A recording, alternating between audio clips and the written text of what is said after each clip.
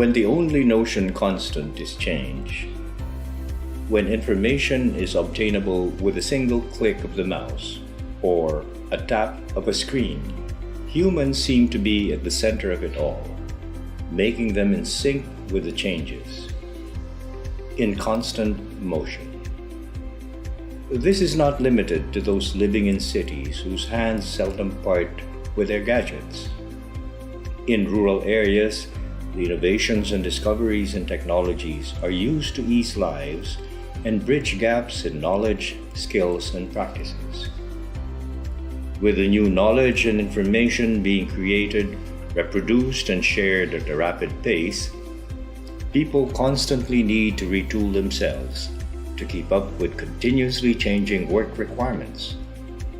In today's digital age, people need to learn how to learn and learn anywhere and anytime.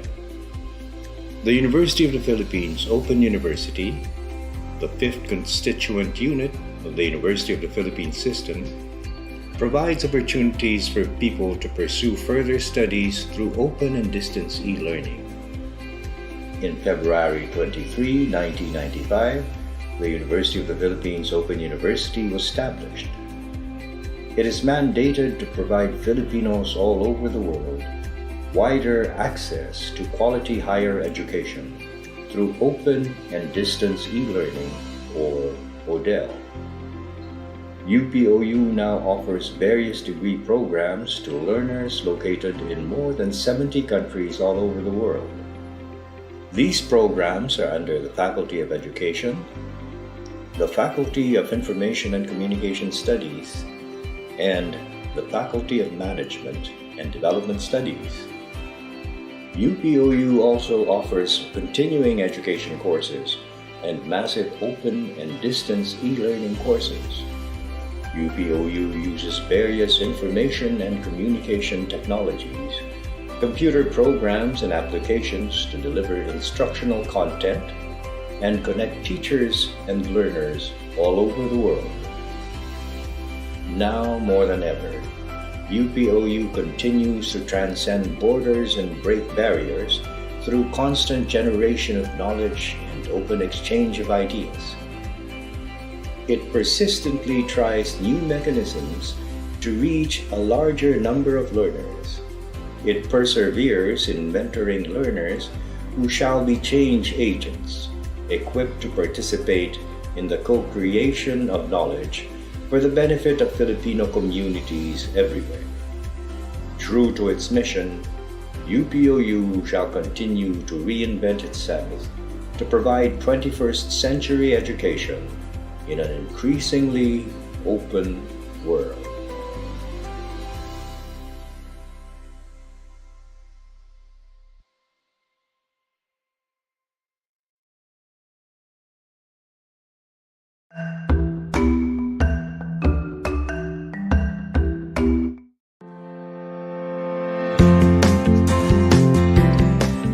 The UPOU Networks is the repository of educational resources that are produced by the University of the Philippines Open University.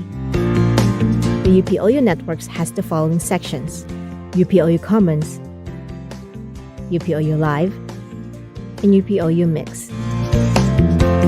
The UPOU Commons contains open educational resources in different formats, including videos on various topics.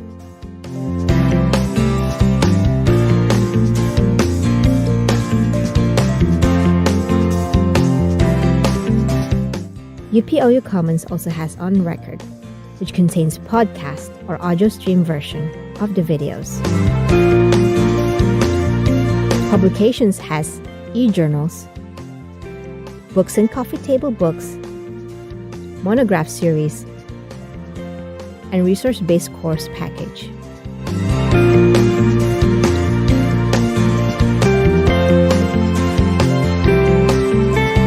All the educational resources in UPOU Commons have the Creative Commons license. UPOU Live features the webinars and university events streamed on real time. It has the online chat that gives viewers the chance to interact with the featured speakers. UPOU Mix, on the other hand, contains multimedia productions of the university that are copyrighted. To access UPOU networks, go to networks.upou.edu.ph.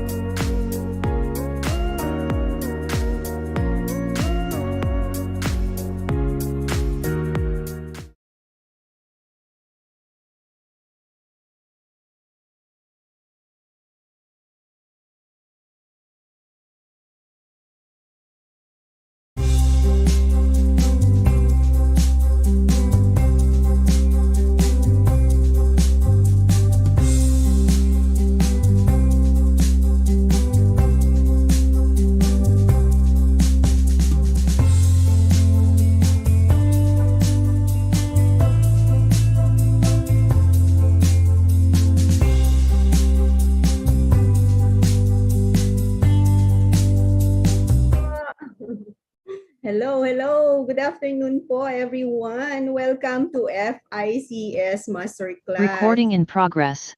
Another masterclass for this quarter. So I am Emily M. Amoloza, your MC for today. We are thankful that for this masterclass, we have with us no less than the chair of the UPOU Institutional Research Ethics Committee, Assistant Professor Ria Valerie Cabanes, as our resource speaker. And she will be enlightening us on the UPOU Ethics Review, Principles, Policies, and Procedure. So as expected, most of our participants for this special edition of FICS Masterclass are UPOU FICS students and other students from other faculty offices. So we also have here in our FB page, we have Sir Henry Mendoza. Good afternoon. So from San Carlos City, Pangasinan. We also have Rina Arellano and Janine Stephanie Racelis. Good afternoon po. Welcome to FICS Masterclass. We also have other participants from other state universities, colleges, and institutions. Their affiliations are now being flashed on the screen. Again, my apology that I won't be able to read each one of these institutions. So please bear with me. I will read those that I'll be able to see. Each slide runs by. Okay, so welcome to all our participants from Ateneo de Naga University. Hello po, Central Mindanao University. We also have participants from De La Salle University, Lyceum Malabang, Mindanao State University in Marawi. Good afternoon po. So we also have participants from St. Louis College. I think it's in Baguio, right? So Southern Luzon State University. And also, of course, constituent units of the University of the Philippines from UP Las Bañas, UP Diliman, UP Manila. We have attendees, as I've said, from all the faculty offices of the UP Open University, the Faculty of Education, the Faculty of Management and Development Studies, and the Faculty of Information and Communication Studies. We are very happy to have all of you here with us today. Welcome po sa ating masterclass. So aside from this Zoom, we are live via UPOU FICS FB page, UPOU network site, and UPOU's YouTube channel. Okay, so for those who are first-timers, we would like to give you a short backgrounder about the FICS Masterclass. And to do that, we need our co-proponent for this public service project. Sir Jerry Donato was the president of UPOU Alumni Foundation Incorporated. And doing his job that time, representing the UPOU students, he made us aware of the students' clamor for a venue where faculty and students can share and exchange knowledge informally outside the virtual classrooms. Sir Jerry is currently the entertainment sub-editor of the Philippine Star. At palagi po natin siyang kasama sa ating mga events sa FICS until now. So please help me welcome Sir Jerry Donato. Sir Jerry, good afternoon.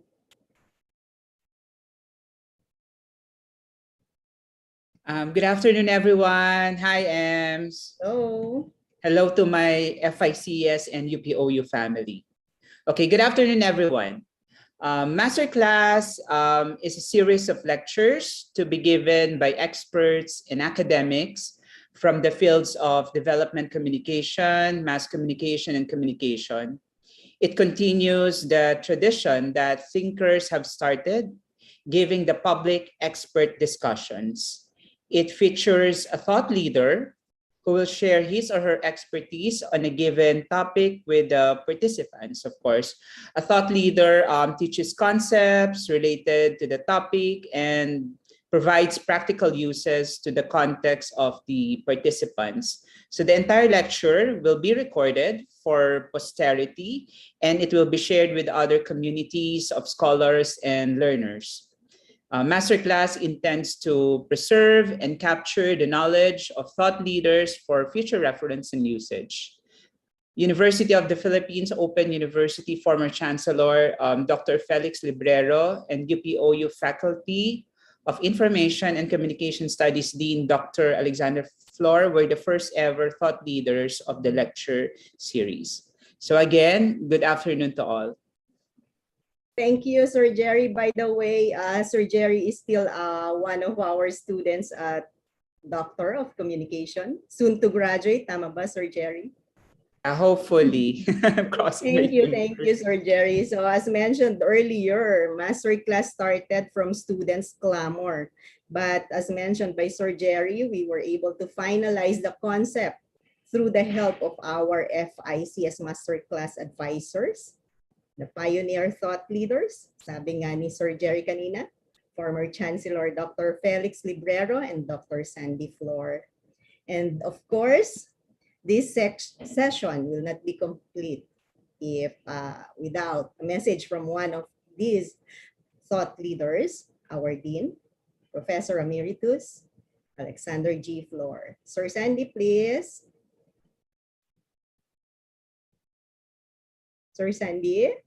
Yeah. Thank you very much, Afternoon, sir. Ems. A pleasant good afternoon to you, Jerry. Nice to see you again.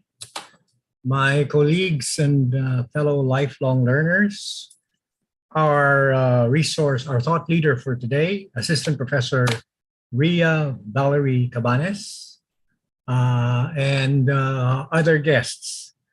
Now, the topic of this afternoon's masterclass has been a legitimate concern in the research sector for quite a long time now, particularly among practitioners or researchers in the health sciences.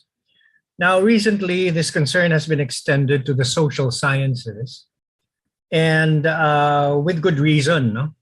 Now it is becoming a requirement for all faculty, staff, as well as student research to go through this gauntlet, so to speak, of research ethics vetting, particularly by a committee.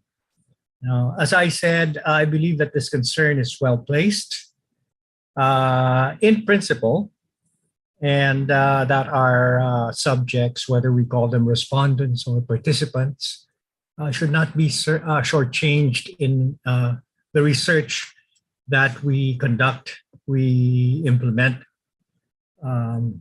However, principle is one thing, and operationalizing research ethics is another. Now, I've been very vocal about my thoughts regarding this process for quite a long time. And without, of course, diminishing the value of ethics in research, I have had some reservations on how it may be implemented. And perhaps our thought leader will be able to enlighten me about this. You see, one implication of the ethics dimension is, how will it impact on the research process as it is? Well, you would agree with me that conceptualizing, designing, and getting your research proposal off the ground is a cumbersome process as it is. Now, if we put another layer of vetting and that on that process, then the implications on delays in particularly among students who have their deadlines, who are under scholarship, and who would need to go through a very, very strict committee. So initially, our thoughts about the matter is that this responsibility ought to lie on the research committee itself, since all the members of the faculty have gone through ethics training as recommended by the system. Now, that burden, I wouldn't call it a burden really, but that responsibility should rest upon the shoulders of the committee members. So while the usual technical review that they conduct should be infused with ethical considerations. So yes, the process in itself is integrated into the technical review process. Apart from this, I personally believe that ethics cannot be legislated. Okay? It is something internal. It is something that cannot be imposed upon a student or a researcher. No, it is something that comes from oneself. A very good example is that during this past 2 years, when our data gathering procedures have been constrained by lockdowns and alert levels, we are no longer able to conduct one-shot surveys or focus group discussions or key informant interviews face-to-face. Okay? And what would the researcher do in such or under such circumstances?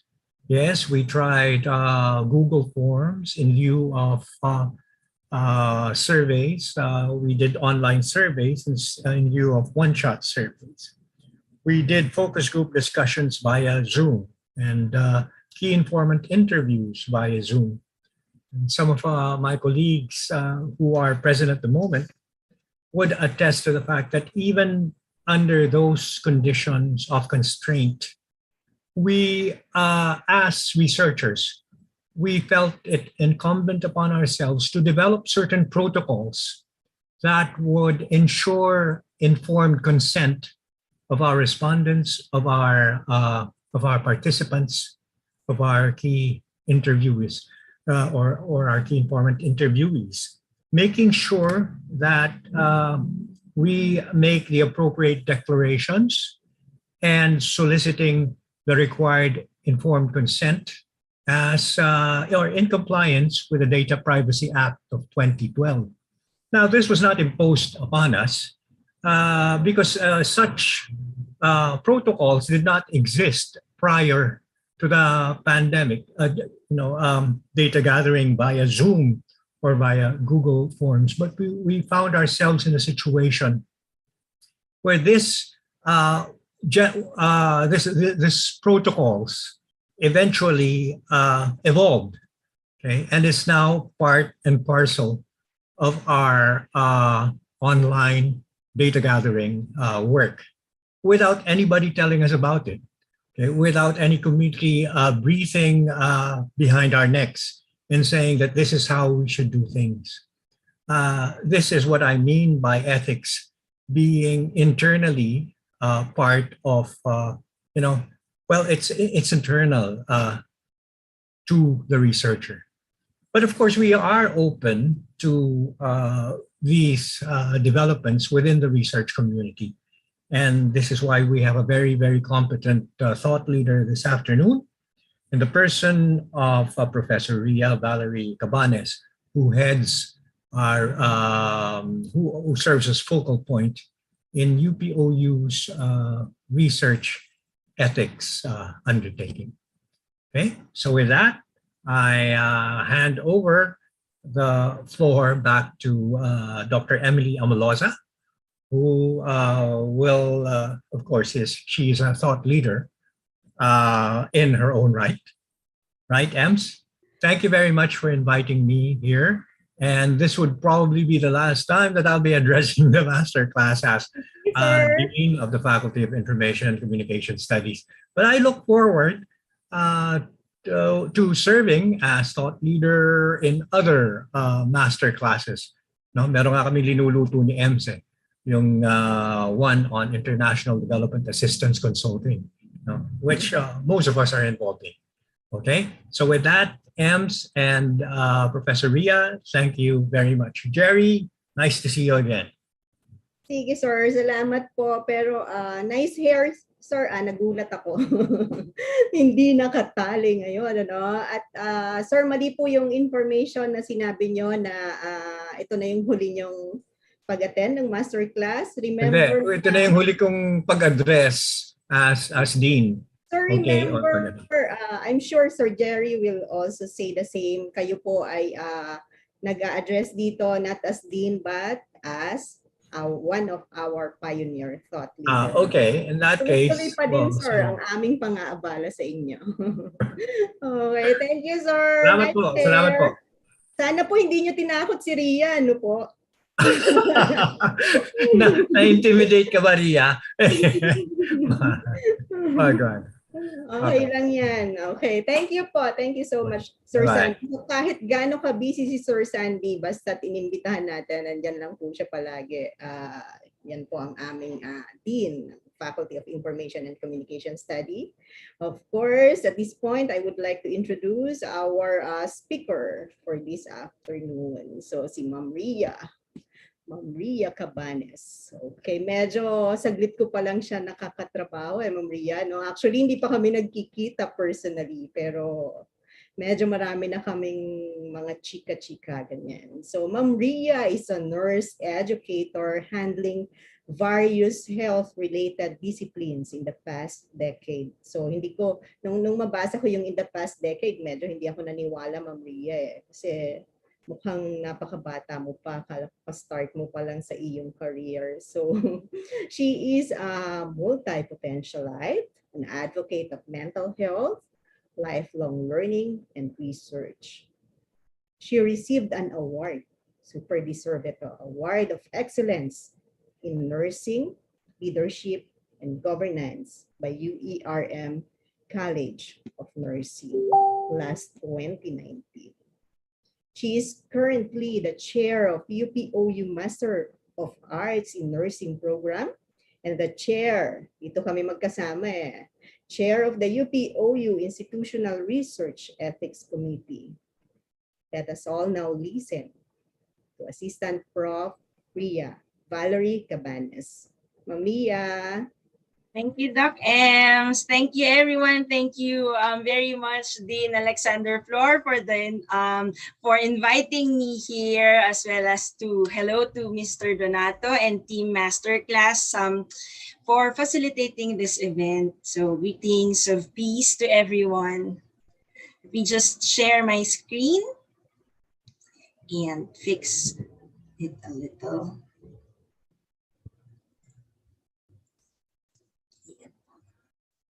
Ako lang dahil. Okay. So can you see my screen na po?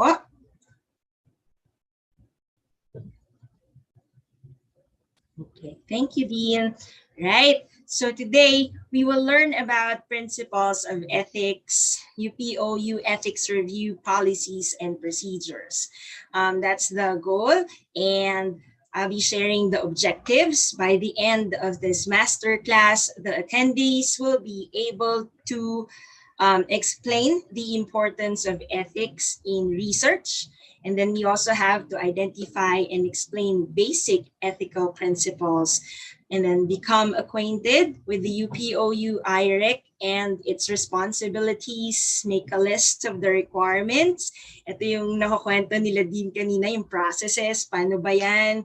And then describe the steps involved in submitting a manuscript for preliminary review, and apply what they have learned whenever the time comes that you have to write your manuscript already. So there. So the lecture will be divided into two. Medyo pag tinignan niyo yung objectives natin, parang ang dami niya. But then I'll be cutting it into two.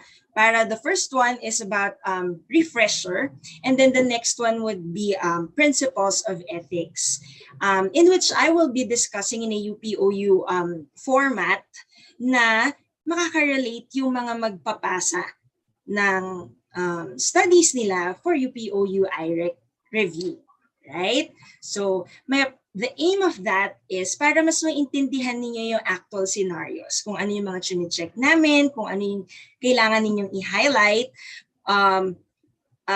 Yeah. So mukha siyang madami, but hopefully I will be able to keep this discussion light and simple. Right? Go. So, topics. Research, pag sinabi nating research, if you ask students, if research is important, the answer would be a resounding yes. But ethics, narinig natin kanina si Dean, you'll probably get a long pause before getting a yes. Ang daming hesitations talaga. Siguro sasabihin nila, researches can change the world, the universe rather, you know? And then oftentimes they forget that ethics can do that as well. So you're here with me today because it's time for you to come up with your research proposals, perhaps. Okay? Now, let's talk about research topics first. Yung mga possible na topics. Sabi nila, di ba, may layering siya. So they say experimental researches belong to the higher tier. So let's do that. Sabi ko ganun. Let's imagine, sorry, medyo animated ako mag-discuss. Kunyari, meron ako friend. Okay. So sabi ko ganun, friend, let's create a medical breakthrough. Tapos sagot siya, sure. We need the disease and then let's find out how the long-term effects of this disease is. Ganun. Tapos, let's perhaps, inject COVID virus to pregnant women. Wala pang gumagawa niyan. Yun yung suggestion. And then, sabi kong ganun, madami naman mga walang pera ngayon, walang mga income kasi nagkaroon ng pandemic. Let's give them drugs kaya. Let's see if they will be hungry para hindi na nila kailangan ng ayuda. It's for humanity, pare. Parang ganun. Okay. Then your friend goes, that's too tiring. Let's do something easier na lang. Alright? Sabing ganun isa. Sige, punta na lang tayo sa all-girls dormitory, pare. Sabi niya ganun. Diba, sabi nila, meron daw doon mga maraming madidiscover doon. Let's check out if they're having sexual experiments with each other. Aralin natin ng husto ang lesbianism at its finest. Then the other one goes, too easy. Let's invent something. Sabi niya ganun. Sure, let's create this virtual, and uso tayo sa virtual ngayon virtual fat sucking machine. Tapos kapag na-invento na natin siya, ituro natin sa lahat ng matataba para pumayat na sila. So yun yung mga pinag-uusapan ninyong research topics. At one point or another, you might have the thought na parang, malito, ano ba yan si Ms. Ria, yung mga examples niya, ayoko nang makinig. But believe it or not, all of those things happened already. I just changed the identifiers. Murders, tortures, in the name of medical science. Okay? So, kaya po kung mapapansin ninyo na nauna talaga ang mundo ng medicine to be concerned with ethics. But since I've learned that marami tayong iba-ibang disciplines here, I have chosen other examples as well. Nazi concentration camps, wherein, ang ginagawa dito is fino-force nila yung mga tests on their captives. We also have Andreas Vesalius. Anong ginawa niya? Kilalang-kilala to sa anatomy. But how did he learn? By stealing body parts from graveyards. What did he do with it? Anatomy book. Imagine that. This one. This one is an OB speculum. Definitely a medical breakthrough. But how was Sims able to come up with that? He used slaves, black slaves, experimented different forceps, dun sa black women na slaves niya. But here's the I don't know, gory part. He didn't use any anesthesia. Kasi naniniwala siya na ay yung mga black men, mga black, yung race na yan, yung mga black, they don't feel any pain. And then there's another famous doctor. Ito nga, to si Sims, you know what happened sa kanya? Yung gumawa niyang, yung nag-experiment sa mga black slaves. Naging father of modern gynecology lang naman siya. Imagine, medical breakthrough. Okay. Now, there's this movie, Stanford Prison Experiment. Siguro na ang iba sa inyo ay nakapanood. Alright? So, an experiment in psychology, that's what happened. It's about role-playing.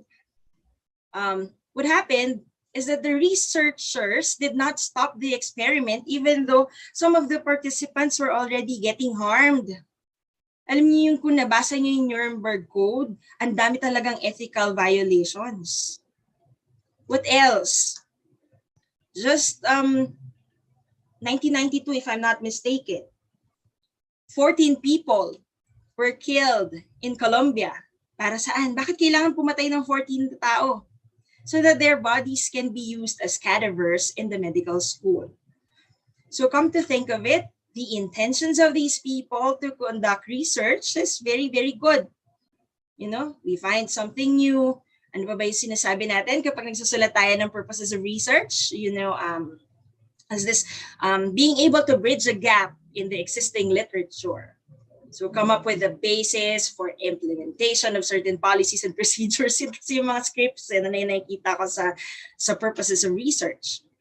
So these objectives are all good. Unfortunately, they have used the end to justify the means. For social science students, meron pa ako nung natitira yung tea room trade. Okay? I'm sure you've heard about that. And that's very interesting. So kung tutuusin, imagine the author is talking about a taboo, you know, casual homosexual activities, you know, going anonymous sex. Sa tea room po kasi ang tea room kasi is a toilet, you know. So kung ano yung mga nangyayari dun sa tea room na yon, anong ginagawa? Sino-observe, sinisilip, and then eventually, si researchers, kinukuha niya, ginajot down niya yung mga information, and then after a year or so, pumunta siya doon sa mga bahay, sinundan niya. Okay, pumunta siya doon sa mga bahay nitong mga participants niya, and then, you know, risking the reputations of these men. So yun yung mga nangyayari, and gusto ko lang kayong bigyan ng picture kung bakit importante yung research sa atin. Okay, so what's research ba in the first place? In this lecture, I will be using local and international resources, and I'll try my very best to deliver the concepts as practical as possible. So I'll be taking the time to teach you what to write on most parts of your paper to help you get approved eventually faster. Okay? So this one is according to SIOMS, okay, or SIOMS is Council for International Organization of Medical Sciences, okay. This could be personal, educational, or professional.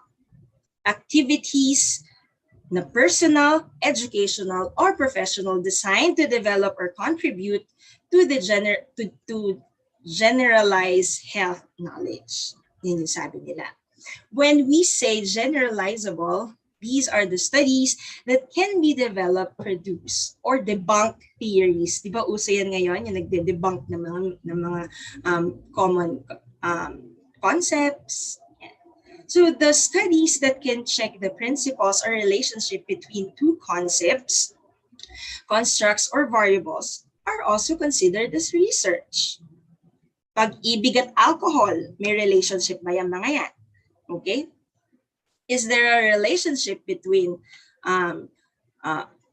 ito yung topic namin last time, love language and the candidate that you will choose for presidency?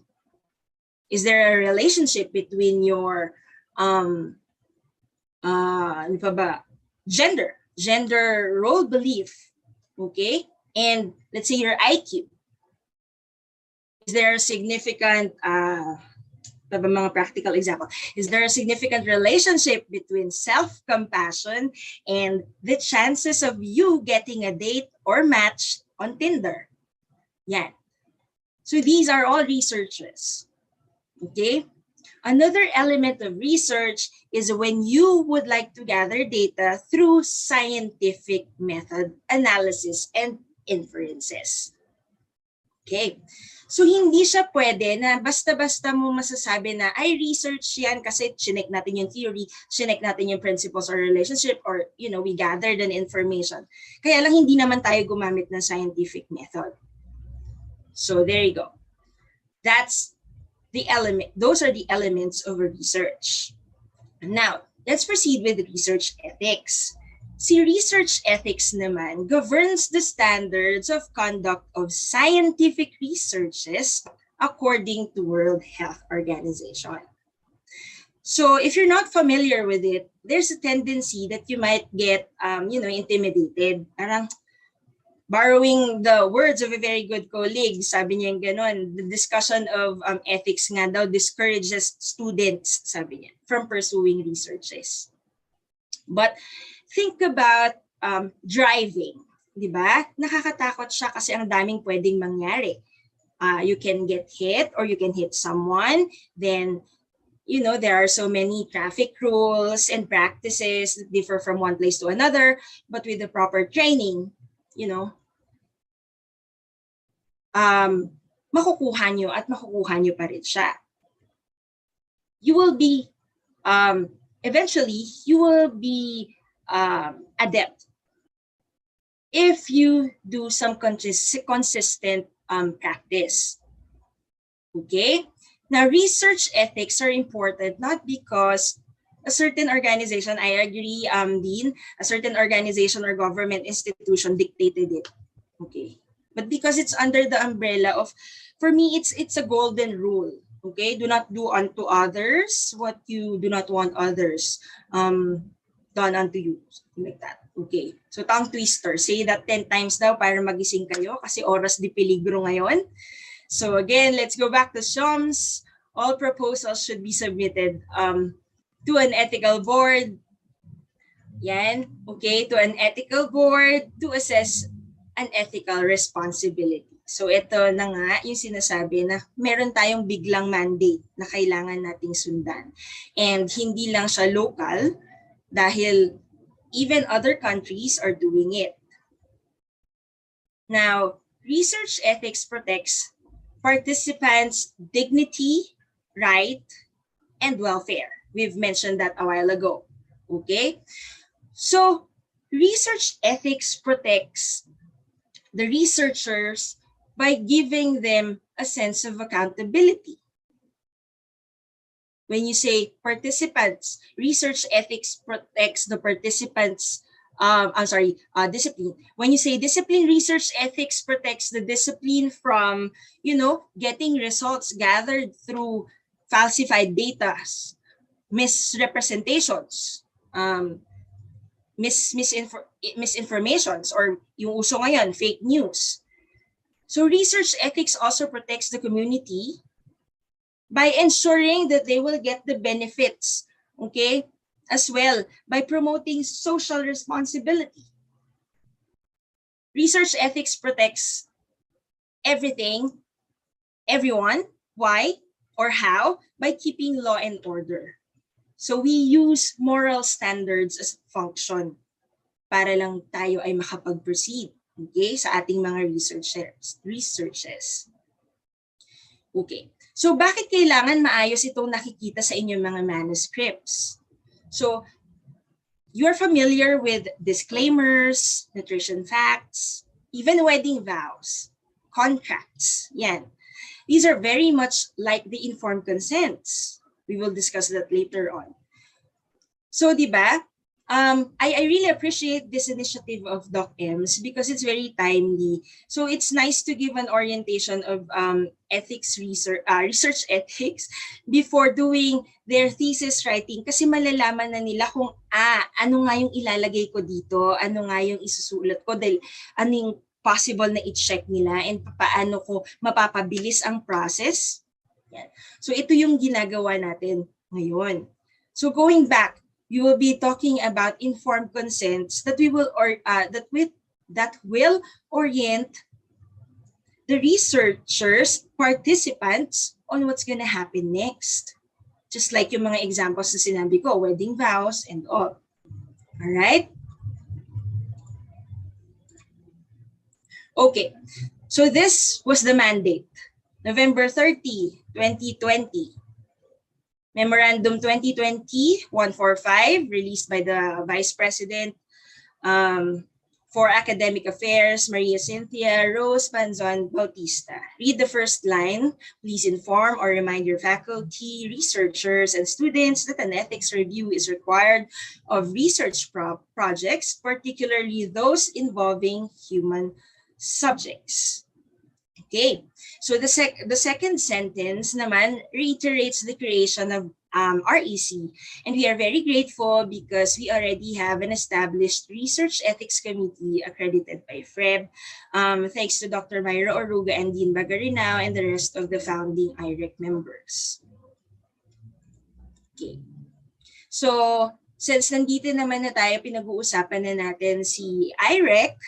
Okay, ipapasok ko na din siya, i-introduce ko na rin sa inyo. The Institutional Research Ethics Committee got its Level 1 accreditation in October 2020. Okay, that's 2 months prior the memorandum.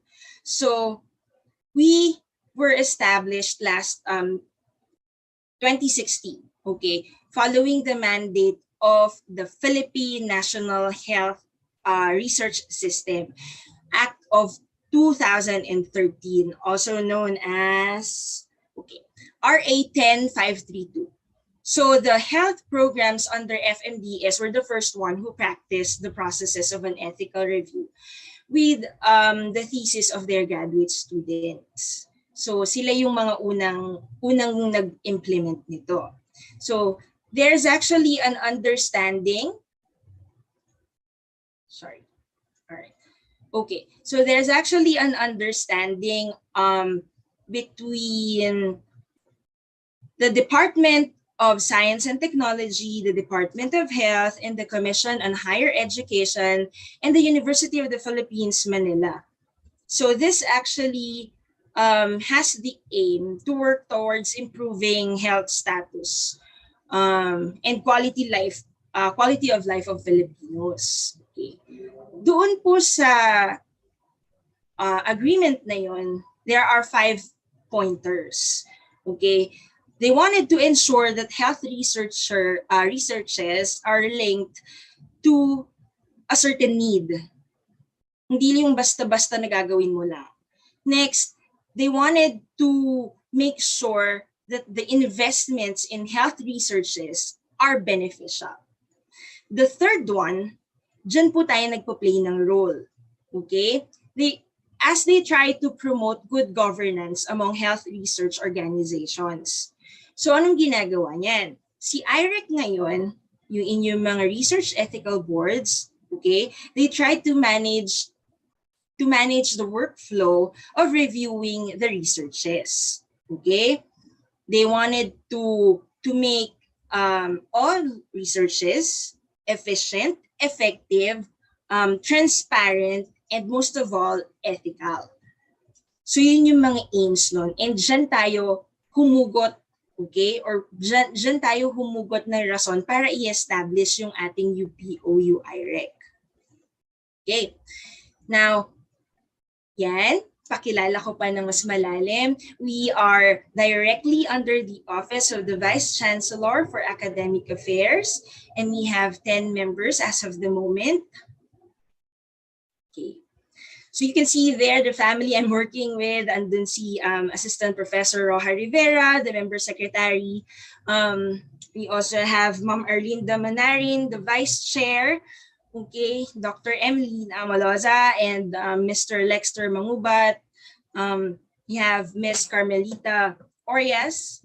Okay, we have Assistant Professor Joanne Therese Valera Cordash, Dr. Oscar Rosete. We also have our hardworking support staff, si Miss Marian Tatlonghari. So we have Assistant Professor Queenie Ridulme with us before, but since she was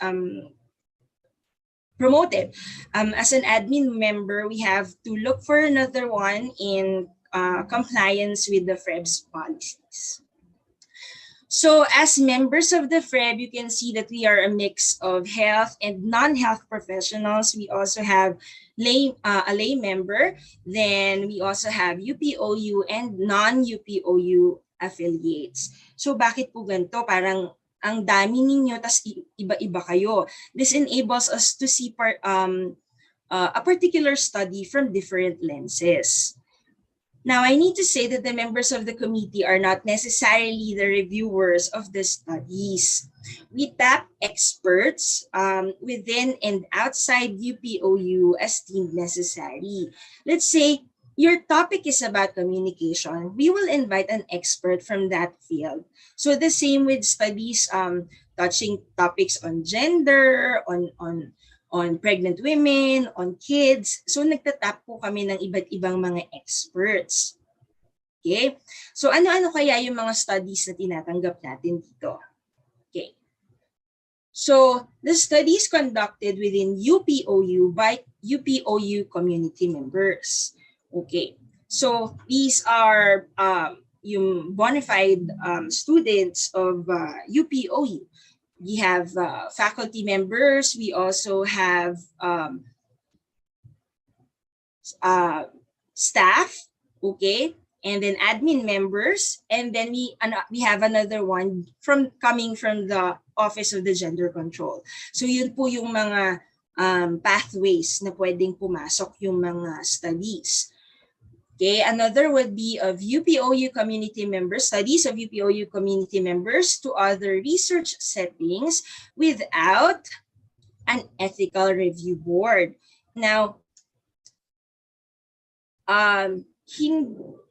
so we can endorse your studies to other ERBs, especially if yung research po ninyo ay may research setting po ninyo ay may sariling ERB. It's not necessary na sa amin kayo magpapasa. Okay? The important thing is you will be getting a clearance from an ERB. There would be instances na pwede namin kayong i-refer sa National Ethics Committee, pwede rin namin kayong i-refer sa Single Joint Ethics Review Board. Okay, so sa Single Joint naman, however, updated their policies and procedures, and I was informed that they are now only accepting studies funded by DOH. Okay, which will be conducted in multiple hospitals, okay, or clinical setting. Dati po kasi sa Single Joint Committee, pwede po tumatanggap sila basta multiple settings. Ngayon, medyo nag-restrict na rin sila ng pandemic. Nag-iba na din po ang kanilang policies and procedures. Okay. Lastly, since we are just level 1, we are still in level 1, although we have already filed an application for level 2. We only accept studies with minimal risks. Yeah. So, as I've said, you can submit your papers on other ERBs if you would like. Okay. So, ito pa yung isang Ms. Ria, meron kaming ERB doon sa setting, kaya lang ayoko doon magpasa. Unfortunately, we cannot accommodate that request kasi it's a global practice, it's a global policy na kung doon ka sa setting na yun, dapat sila ang mag-a-approve ng iyong research. Okay? So yun yung mga usual na questions na natatanggap namin. I-refer ulit namin kayo doon sa hospital na yun or doon sa setting na yun. Okay, and then what's going to happen is that you will be informing us through the program representative, your program chair, that you will be conducting a research. So magkakaroon kami ngayon ng record na meron kang ginagawang research. Okay? Now for the function of the UPOU IREC, here is the list. So develop, recommending, and implement guidelines on the ethical review of research proposals, ensure satisfactory review of submitted research proposals by following standard operating procedures, issue ethical clearance to approved research proposals, ensure the protection of the rights and the well-being and safety of human participants in research, to ensure the protection of the integrity of the scientific data, and to address and act on concerns of research participants and other stakeholders. Okay. So let's go back to this memorandum. I have highlighted the vital words. So requirement and research projects, particularly those involving human subjects. So all researches should undergo ethical review.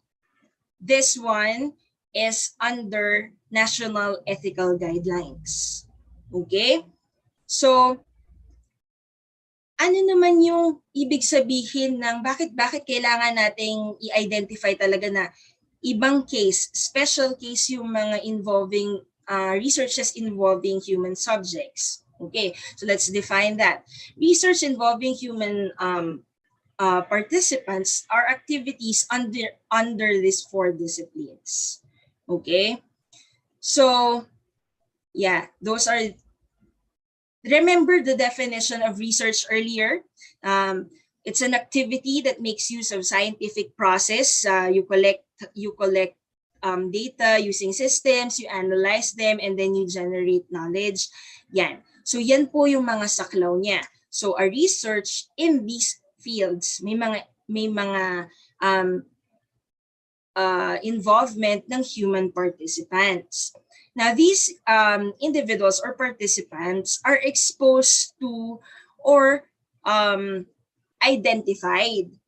So for example, we have manipulation. Yeah. Okay. So an example for that, siguro you would like to use Pomodoro technique for your students while conducting an online lecture. Instead of talking continuously for 8 hours, you would lecture, kasi di ba ang Pomodoro 25-25. So 20 minutes and then give them 5-minute breaks, and then 20 minutes lecture ulit, tas 5-minute break, and then do that again for several cycles. So you're manipulating something there. Okay. Next would be exposure to an intervention. Okay, so there's an exposure to an intervention. You would like to improve the awareness of the members of your organization about, let's say, fake news. Okay, so what did you create? Perhaps gumawa ka ng isang massive open online course. Yan, may intervention ka, titignan mo kung anong difference ng mga nag-take nitong course na to versus dun sa hindi. Next would be exposure to what? Observations, okay, whether covert or overt. And then we also have interactions. Okay, interactions with the investigators. This would be in forms of surveys, interviews. Okay, and then lastly would be exposure to an altered environment. Okay, altered environment, and a good example for that is sa mga teachers. Maybe you would like to test a certain educational theory, okay?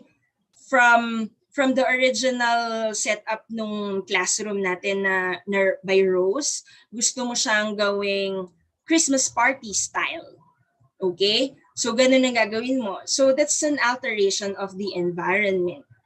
Next would be identifying, okay? Identifying means that you know, those things that we collect from participants, whether they are biological samples, for example, DNA, Di ba? Di ba hindi pwede mag-present sa court ng DNA results na walang consent? Parang nabasa ko kasi dati sa I cannot remember, parang Senate Tribunal ata yun, that you could be charged with contempt. I cannot really remember. Pero pag nag-present ka nga ng mga DNA samples na hindi ka binigyan ng consent. So, yan. Data collection and privacy laws, yan, mga sakop na yan. Okay, lalo na yan, yung data privacy, it's a hot topic now. All institutions need data privacy officer all of a sudden. Ang dami kong kilalang biglang naging OIC data privacy officer. Okay, so again, let's proceed. What do we do in IREC? So in IREC, we basically review the ethical soundness of your research by checking the risks and benefits before you start and after you finish your study. We check to see if your study follows ethical guidelines. Okay, before means we have to look into the ethical soundness of your research proposal. During means during the collection of your data, and after if you're still going to follow the ethical principles, especially pag after na yung mga publications, yung kung paano mo i-disseminate yung results ng study mo, are you still going to follow data privacy and data management part of ethics? So, yun yung mga ginagawa namin. We check that. Now, can we stop a study from being conducted? Yes. So, but of course, after a thorough deliberation, yan, hindi lang basta-basta, stop, hindi kami ganon. Okay, talagang tinitingnan namin ano bang nangyari, bakit ganito, ano ang naging sanhi, ilan ba ang naapektuhan, yan. But fortunately with UPOU, hindi ko pa naman siya na experience. Now, we also try to make sure that your study is safe, not only for people who are taking part in it, but also for the community and for the discipline, as I have mentioned earlier. So, to avoid this, ayaw naman natin na gumawa ng isang study na, ay okay, grabe, ang ganda ng ethics nito, lahat very ethical. But then, it doesn't feel any gap in the literature, wala naman siyang impact dun sa discipline. So, hindi naman pwedeng basta-basta ganun lang. Okay? Now, since we're checking the risk and benefits as well, so they say all researches have risks naman. But what type and magnitude kaya? When we say type, what are we risking? Physical discomfort ba? Financial? Is there a possibility that you could, cause emotional damage or maybe damage to reputation? Remember si tea room? Yan. So yan ba yung mga masasagasaan mo? Next would be magnitude. So if you would be causing harm or discomfort, what would be the extent? Gaano katagal? Gaano kalaki? Okay? Then most importantly, this one, the last one, okay? What we do is give ethical clearance. Okay? This is, ngayon, nagiging trend na talaga na lahat ng publication ay nagre-require ng ethical clearance. Meron kaming mga instances na bumabalik yung student na tapos na niya kasi gusto niyang i-publish yung kanyang study. Tapos hinihingan siya ng ethical clearance. Tapos nagpapa-ethical clearance siya ngayong tapos na. So we cannot do that kasi dapat, sabi ko nga, before you start your research, kasama mo kami hanggang matapos yan. Hindi namin nakita yung research kung paano siya ginawa and all, walang assessment. So hindi kami nag-release ng decision for that. Okay? Okay. Now, the UPOU IREC follows, as I've said, international and local protocols when it comes to the policies and procedures we implement, but we do not touch, okay, the technical aspect of your manuscript. This is the role of your technical panel or your guidance committee po, and we value their decision. Okay.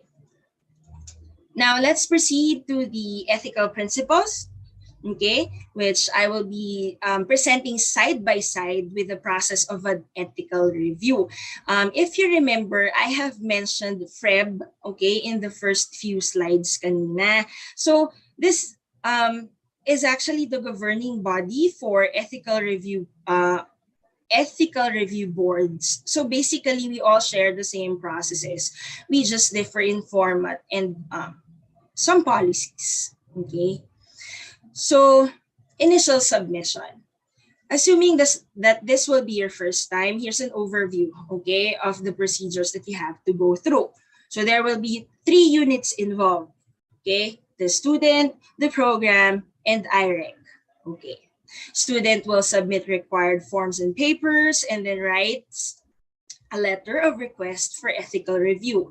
So these papers will be submitted to the program chair and staff, who then will, check the requirements, o kompleto ba to, lahat ba napirmahan, lahat ng pages napirmahan, as in screening, filtering, ganun lang, check mo lang kung kompleto lahat ng documents na pinasa.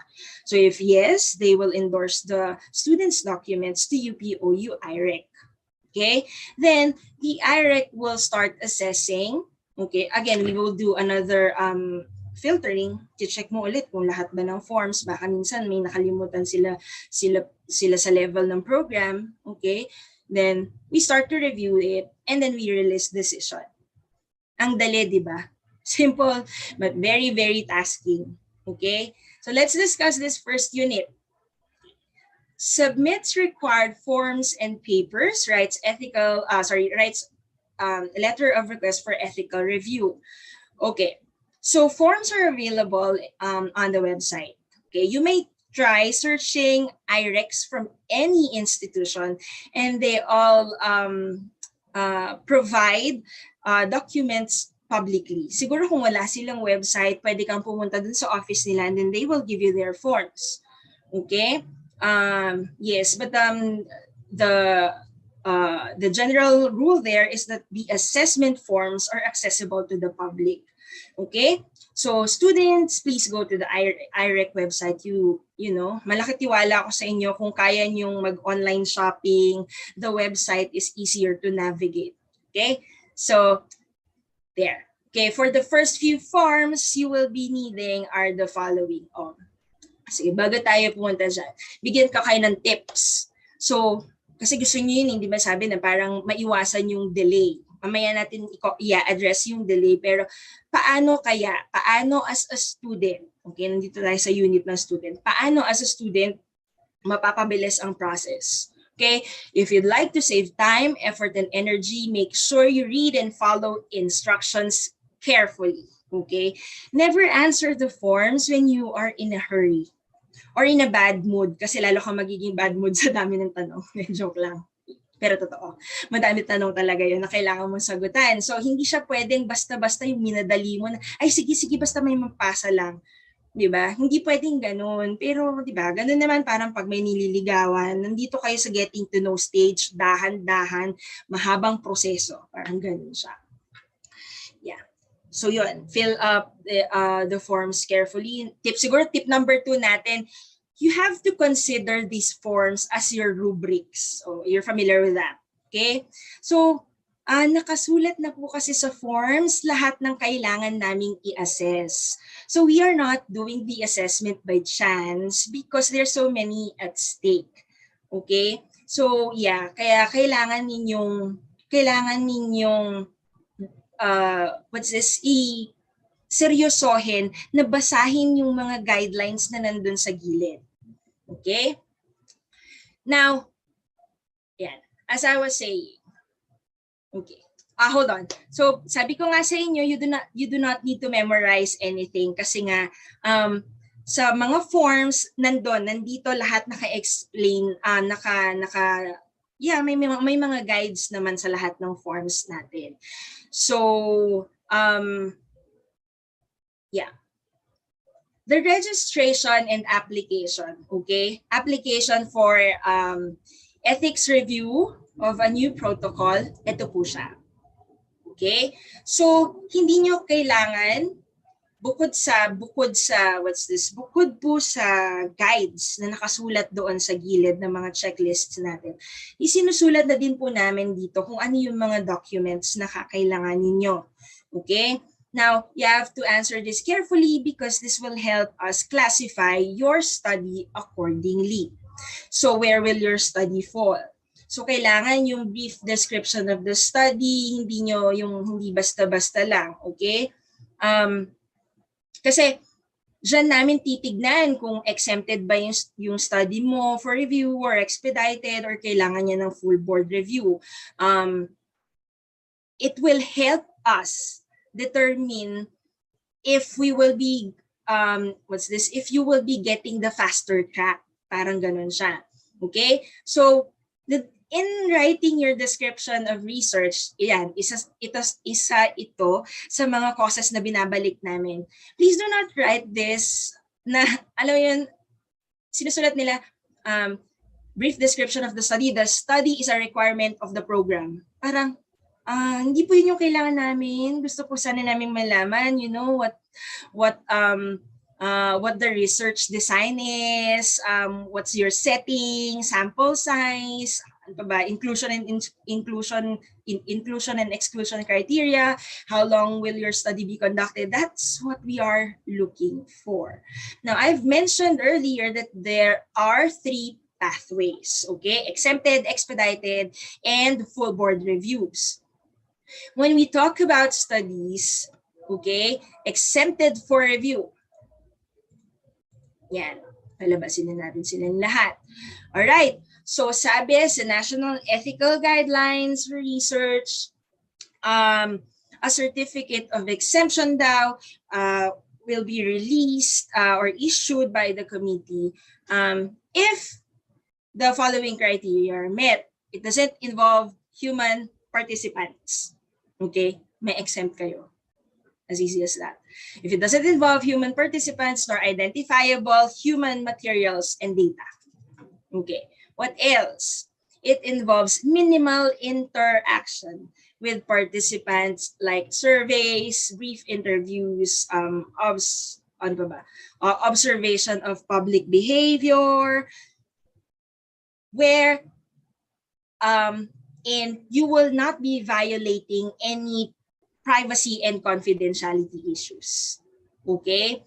And if you do not place the participants at risk of criminal and civil liability, nor damage to financial standing or reputation. Okay? So medyo mahaba-haba yun. Hindi yan porket, survey, narinig ko yan . We have to still classify it. Anong klaseng survey ba ito? Okay? Babalikan natin yan later. And then next would be, it's for institutional quality assurance or public health program evaluation. Yung mga consumer acceptability testing. Yan. So kung yun yung mga types ng inyong studies, so there's a possibility na ma-exempt for review yung inyong paper. Okay, so let me make that clear. These interactions have other criterias. Again, dapat yung nature ng inyong investigation is not sensitive, or questions niyo ay dapat hindi sensitive. Dapat it's no more than minimal risks, and then it should not generate vulnerability, and then of course that the study should not belong to a vulnerable group. Okay? So ayan, yan yung mga criteria kung paano namin masasabi na ay itong study na to hindi na niya kailangan ng mahabang process. Ang mga exempted studies, we can release the decision as early as 14 days. Okay? Kung exempted ang study mo. So, yeah. Okay? Next would be Kanina nabanggit niyo kasi I can imagine kapag nagle-lecture kasi ako nito, lagi kong ina-observe yung reactions ng mga kausap ko. But then this time, since hindi ko kayo makita, na-imagine ko na lang na nung narinig niyo yung survey, parang nabuhayan kayo na pwede naman palang exempted yung survey. Okay? Kaya lang, itong mga surveys na to, na-mention ko kanina, I'll just give you an example. Yung consumer, what's this, consumer tests, yung ano mas gusto mo, fried chicken or roasted chicken? Yung mga ganun lang siya na level. Okay? Ano mas gusto mo, Chucky or Zesto? Okay? Then, palaging magandang example is yung NSO census. Hindi natin kailangan yan kasi the purpose is health surveillance lang naman. When it comes to, I've mentioned also quality control. So public programs such as, nag-conduct ka ng event o di gusto mong makita ang feedback ng mga participants mo after an event, yan, okay lang yan kasi public service programs yan, and then you will just going to evaluate it. Other basic routine practices. Alam niyo kapag pumapasok kayo sa mga mall, yung mga guard may ginaganon-ganon. Parang akala mo naglalaro ng ballpen, pero yun pala binibilang nila yung mga pumapasok, yung foot traffic. So in a sense, pwede din natin siyang i-relate sa ilan ang pumapasok na students sa library natin, ilan yung hospital census natin. These are just basic routine practices. Okay, exempted kayo. Okay? So, kapag yung publicly available data na gagawin mo lang naman, i-consolidate mo and then i-analyze mo, okay din yun. Okay, gusto mo lang i-analyze yung naging isang webinar, okay din yun, exempted siya. Okay? Because they don't give the participants any risks. Okay? Well, they give, but very minimal ang risk na yun. Okay, and then let's proceed. We have expedited reviews. Okay, so these documents include chart reviews, so survey of non-sensitive nature, yung mga mas mga higher level, yung hindi ka lang nagtatanong o Jollibee, KFC, parang ganon. Higher level but non-sensitive nature. Okay, so there you go. So there's a use of anonymous or anonymized laboratory or pathology samples or stored tissues or data. Yan, pwede yan. Now, next would be another question you might ask is parang, why don't we exempt studies involving human tissues and blood samples? Hindi naman na yan, wala namang name tag yan or whatsoever. So remember a while ago, I gave you an example, DNA. So identifiable po siya. How do you collect them? Kailangan ng consent. Okay? These samples have names, just like when you review charts. Sa chart natin, di ba lahat ng pages, meron tayong names? So it is very important to check if you're violating any ethical principles, particularly privacy. Okay? Now, merong example. Gustong data gathering through the internet. Pero nakasulat doon yung account names. Account names are identifiable. Email addresses are identifiable. Ano po yung nangyayari? Napansin niyo dati nung bata ako, parang may wall of shame kasi nakalagay doon yung pangalan mo, nakapaskil yung pangalan mo, nakapaskil yung grade mo. Hindi na pwede yan ngayon. Data privacy na. Okay? Why? Because, even if it's just a student number, di ba minsan yan, pinapamemorize mo pa yung student number mo sa kaklase mo. Alright? So, these are identifiable. Phone numbers, identifiable yan. ID numbers, identifiable yan. So, yung mga data na pwedeng makapag-lead sa clues, halimbawa, I'd like to create a research involving third-year College of Nursing foreigners. Ilan lang ba ang foreigners sa third-year na college? Dalawa lang sila.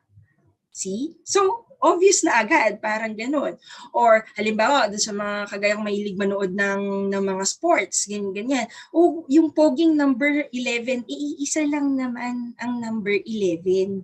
Diba? Dun sa team na yun. Or, isa lang yung number 2, isa lang yung ganyan. So, syempre, yung pagiging pogi, subjective yun. But, you get the point. Anyway. Ayan, gising pa ba kayo? Mga natutulog na ha? Kaya natin to. Alright, next we have full board review. Okay. The separation, okay, what separates a full board review and an ethical review, an exempted review, is the presence of minimal risk. Okay, so since the UPOU is still in level 1, we get studies with minimal risks. So, ang full review, okay, ay ang mga studies na hindi ganito. Okay, higher siya. Okay, the probability and magnitude of harm or discomfort anticipated in the proposed research are not greater in and of themselves than those ordinarily encountered in daily life or during the performance of routine physical or psychological examinations or tests. So, ayan. Okay? Anong example nung mga yon? Okay? Wait lang po, nag-hang. Alright. Okay. So, studies with more than minimal risk or interventions, may ipapagawa ka na sa kanila. Magkakaroon na ng control group and intervention group. Yan. Okay? If your study involves participants belonging to vulnerable group, ano yung mga yon? Bata, matanda, buntis, yung mga nasa military, the poor, and marginalized, disabled, yan yung mga term na ginagamit nila. Next would be, hindi nga kayo gumamit ng vulnerable groups, but your study is actually generating grid time sustenance during confection pag nalaman nila sister yan. So, yan, adultery and incest. Those are sensitive topics. Okay? So, yes. What else? When it comes to vulnerability, hindi na-realize ng madami ito, pero did you know na vulnerable ang students kapag teachers ang nagkakonduct ng research? It's equivalent to boss and employee because of a certain, what you call this? Boss and employee. Sa hierarchical relationships, yan. Okay? So vulnerable din yung mga yung mga nasa institutions, okay?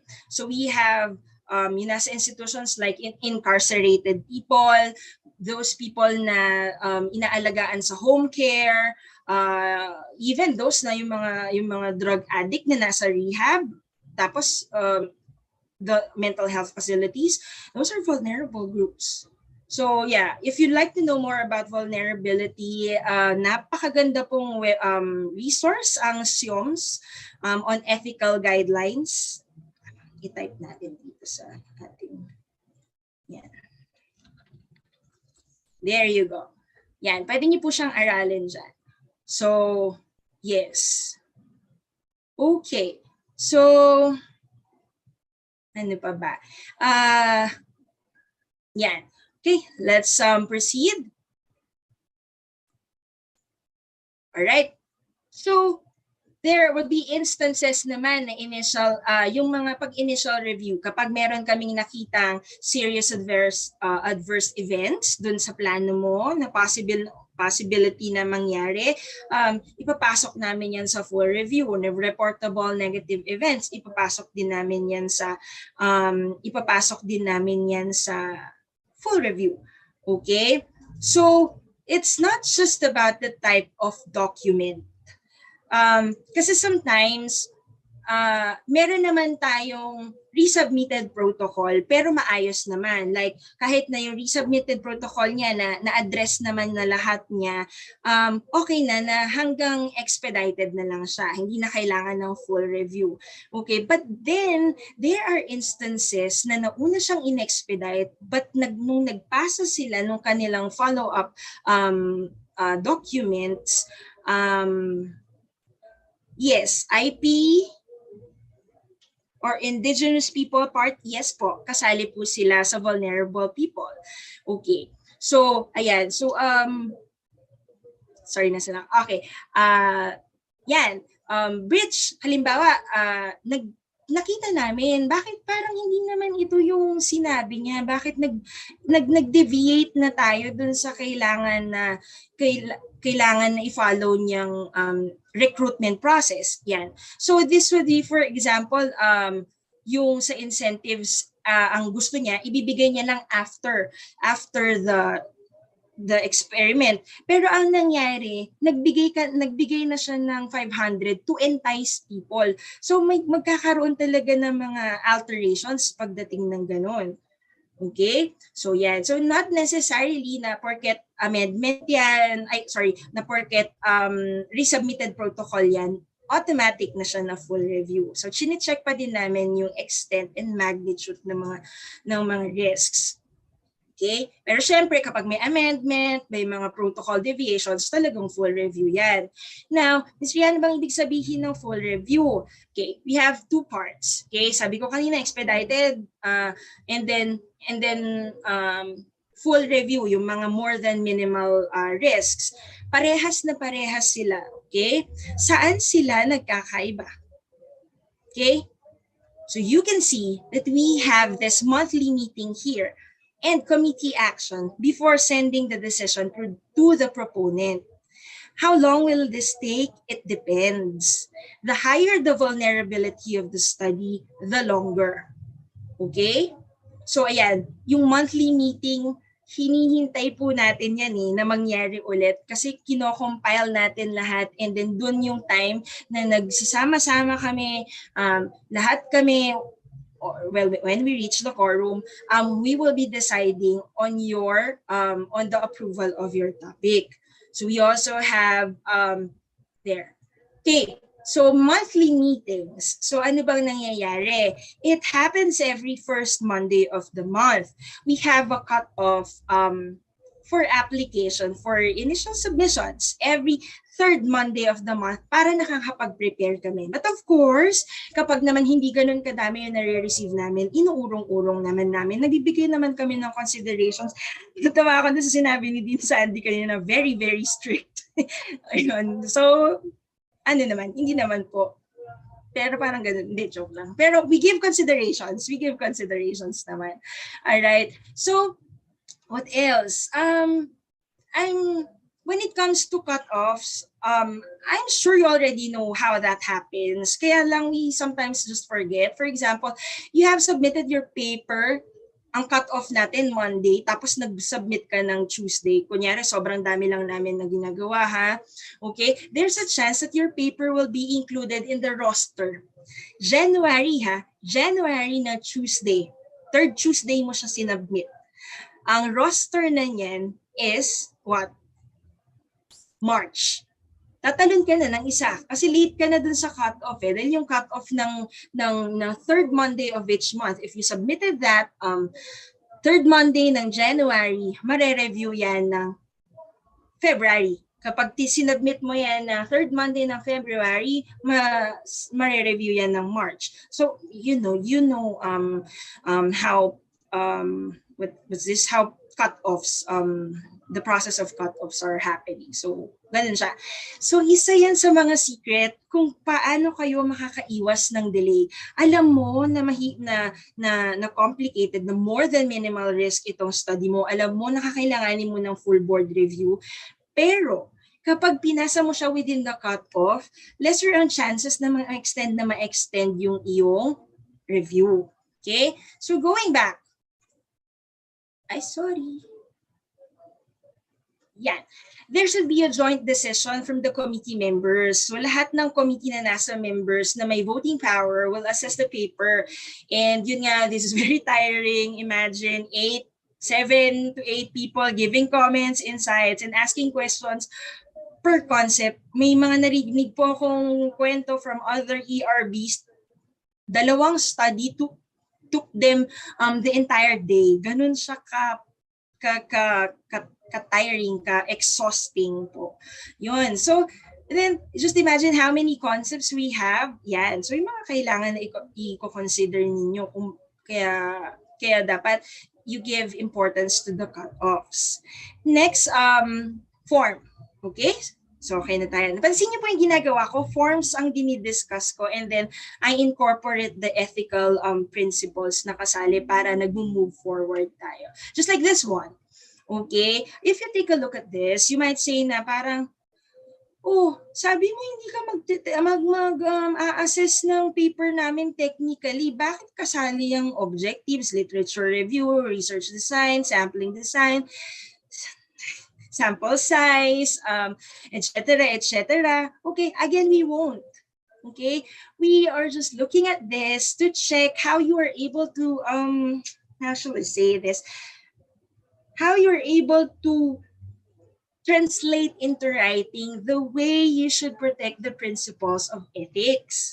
So all of these parts should be explained clearly. Another tip. Pang ilang tip na ba natin yan? I think parang tip number 5 na ata yun.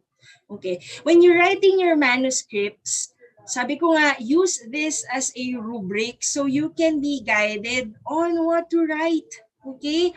For example, in literature review. Okay. So sasabihin nyo, sige, explain natin yung variables, mga 50 pages na literature review. Pero, hindi mo naman nabanggit doon yung known risk and benefits of your intervention. Eh, hindi tayo. Ang sagot doon is no. Magko-comment si reviewer doon. Okay? So, the inclusion and exclusion criteria, well, wait lang. So, let me rephrase that. Gawin natin mas practical. Bigyan ko ulit kayo ng another tip. Okay? This part should be directly linked, okay, to your informed consent. Okay? If you are being invited to a study and you cannot understand why you were invited to the study because, you know, the inclusion criteria isn't well explained or isn't stipulated, parang, what are you going to sign? Parang, bakit, anong gagawin ko dito? Bakit ko isa-sign? Hindi ko nga alam kung bakit ako yung pinili mo. Okay? Just like the objectives should be clearly. Nagtanong na ako sa ibang colleagues and then they told me it's because they are the owner or the manufacturer of that drug. Parang, okay, sige. Okay, next, nabanggit ko to. Conflict of interest. Are you the teacher? Remember vulnerability?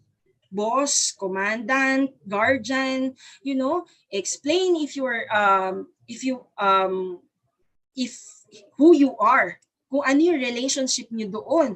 But if you don't have any conflicts of interest, then you just say, I declare no conflict of interest. But if there are conflicts, hindi naman namin i-reject agad. Just state how you can protect your participants. If you're a teacher, syempre hindi mo naman maiiwasan to conduct researches with your students as participants. Perhaps you can involve your students, but again, make sure that their answers will be anonymous para pagdating ng grading system, objective ka pa din. Hindi yan, ay nako, I'm gonna give this one a 3 kasi sabi niya late daw ako magbigay ng comments or feedbacks. Yan. Privacy and confidentiality, alam naman na natin yan, pero paano isusulat? You know, explain from recruitment until the end of your study. Paano mo mapoprotect yung privacy and confidentiality nila? Will you use codes? Remember si T-Room? Ang ginawa niya, kinolect niya even the plate numbers of those men, kaya niya sila nasundan dun sa bahay nila. So that's a breach of privacy. Okay? If you're researching on an office issue, okay? Let's say, how can you ensure that the answers would be confidential so as not to spark any war between two departments? Baka naman dahil dyan sa study mo na yan, naging magkaaway na yung dalawang department, okay? And then, privacy and confidentiality, palagi ito pumapasok. Sabi ko nga sa inyo, hot topic to, data protection plans. Okay? Paano mo mapoprotect yan? Sabi ni Dean Flor kanina, we are already using Google Sheets. So, you know, how do you plan to collect your answers? How can you ensure that you do not breach privacy in Google Sheets? Diba? Meron din yung turn off yung collection of email address. Now, yeah, Did you also know that there are survey forms that are HIPAA compliant? So yung nag-ensure ng data protection for patients, yun naman pwede mong gamitin. Pwede mong ikwento yun na I am using research tools that are HIPAA compliant, and then explain how long will you keep the records, 2 to 3 years, who will have access to the data, the research team only, how can you protect the data? You use passwords. Kami lang yung may access nun.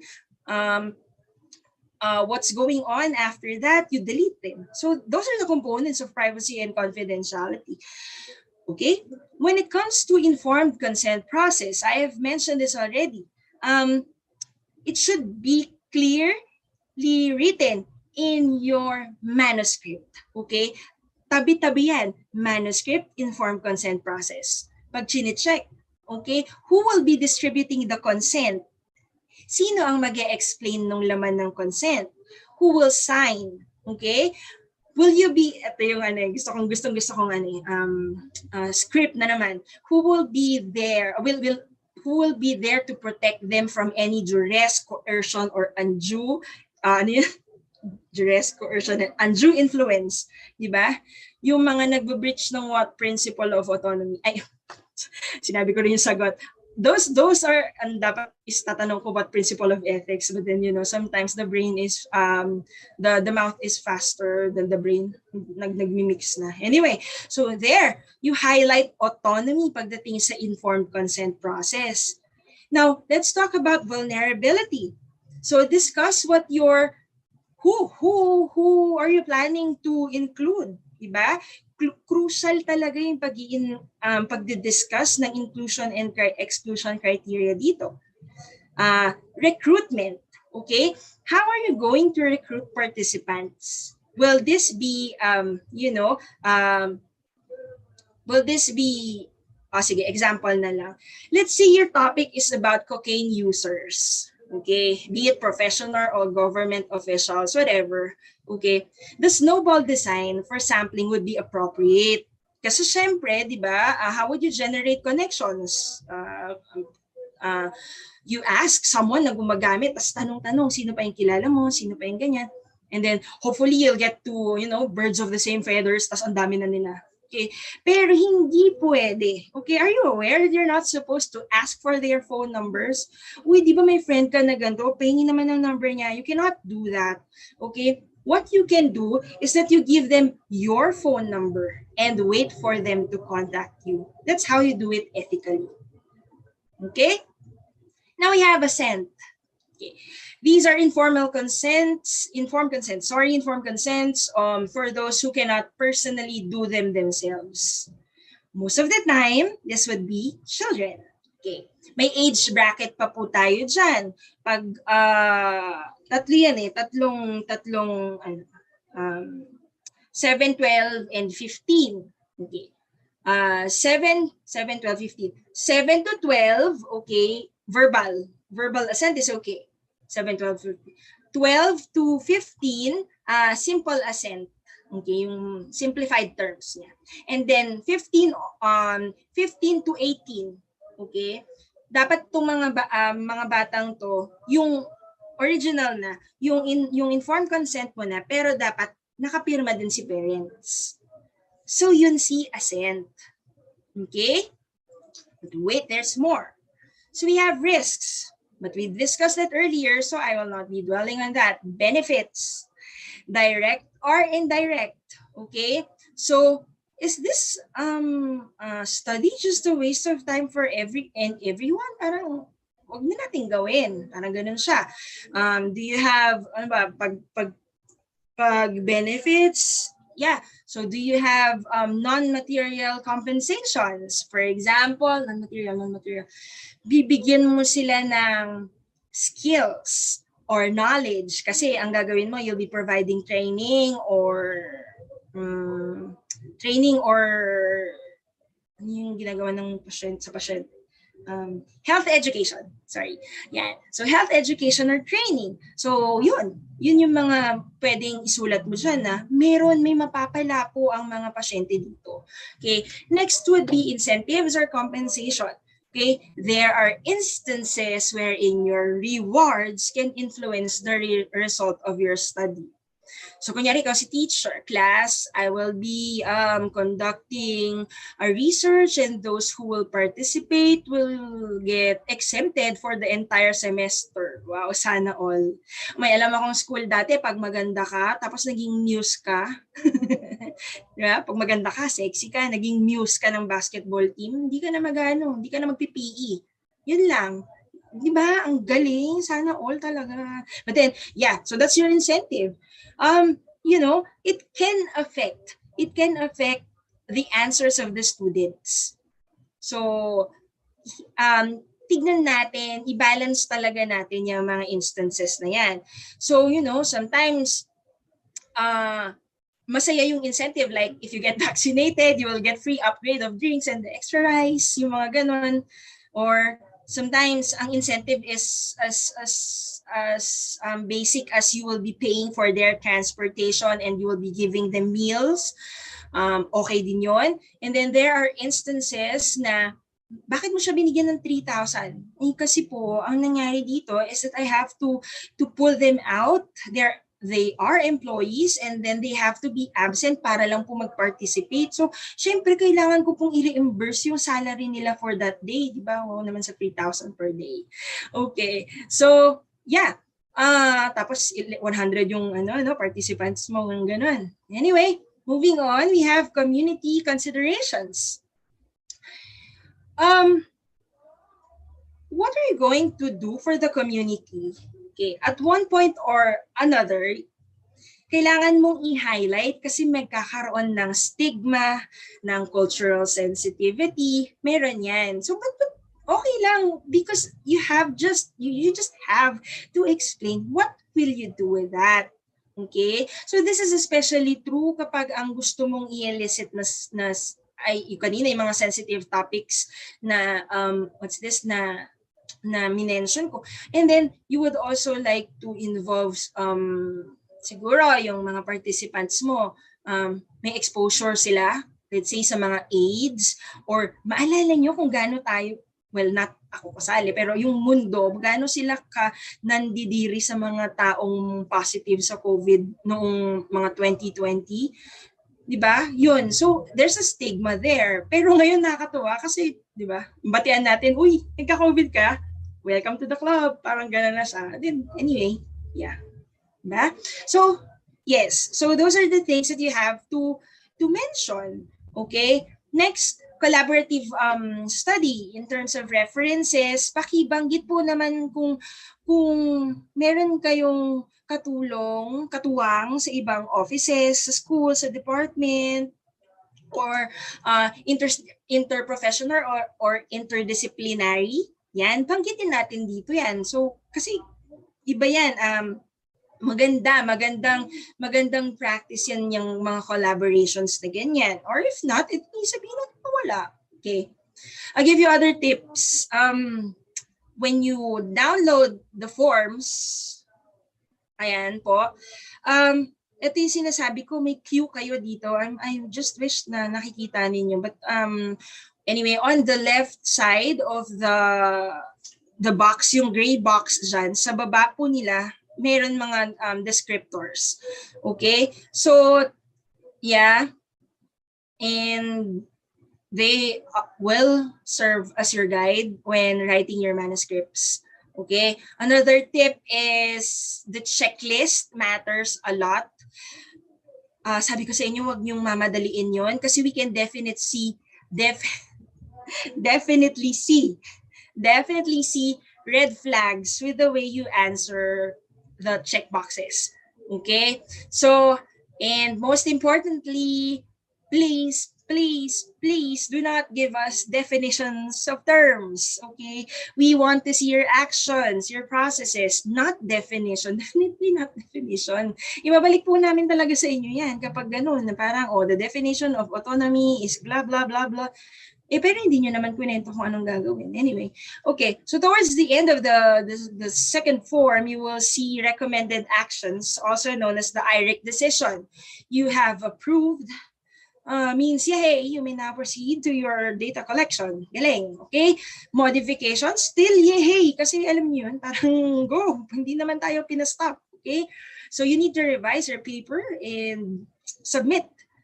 Ito po ang kailangan nating linawin, ha? The quantity of your comments does not indicate whether it is a major or minor revision. Okay? Sabi mo, oh, bakit isang comment lang naman tong na-receive ko pero major revision pa din daw. You check, baka that comment is a deficiency in a major or a violation, or let's just say deficiency, okay? It's a deficiency in explaining a major principle, okay? Diba, yung parang kapag kumukuha ng driver's licenses sa Amerika daw, I heard lots of stories, hindi ko pa po natatry yun, pero sabi nila, even if daw yung all traffic signs were followed correctly, yung head mo, kasi gusto nila yung gano'n, yung umiikot din daw yung ulo mo, ganyan, you did that, kasi ayaw daw nila nung rear view mirrors ang gagamitin mo. So you have to, you have followed everything, but you failed because of one thing. What? Seatbelt. Di ba? Typical na Pinoy, no? Major yan. Major ang seatbelt. Parang ganun din po sa results natin. Kapag major principle yung kulang, kahit na isa or dalawa lang yung feedback mo, major revision po yun. Okay? Next would be disapprove. You know what that means. You have to go back from the start.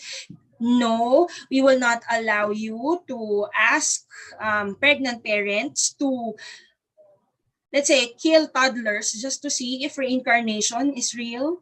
And of course, no, hindi kayo pwedeng mag-force ng history students to reenact the death march just to know how many Gen Zs can survive the harsh world. Magandang concept, pero hindi po. No.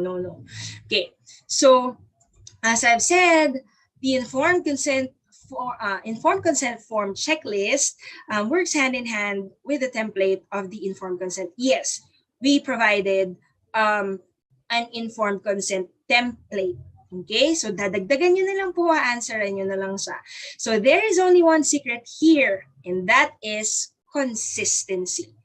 Okay, so make sure that what you have written in your manuscripts is also written here. So explain them using layman's terms sa informed consent. Okay, so ito po siya. The consent should be easily understandable. Okay, there would be cases wherein the informed consent will need translation. Okay, so imagine the importance of relaying information to your participants. Okay po. May instances na pinatranslate nga nila. Kung pinatranslate nila yung informed consent, pero wala naman palang sense kasi definition of terms lang yung ginawa eh.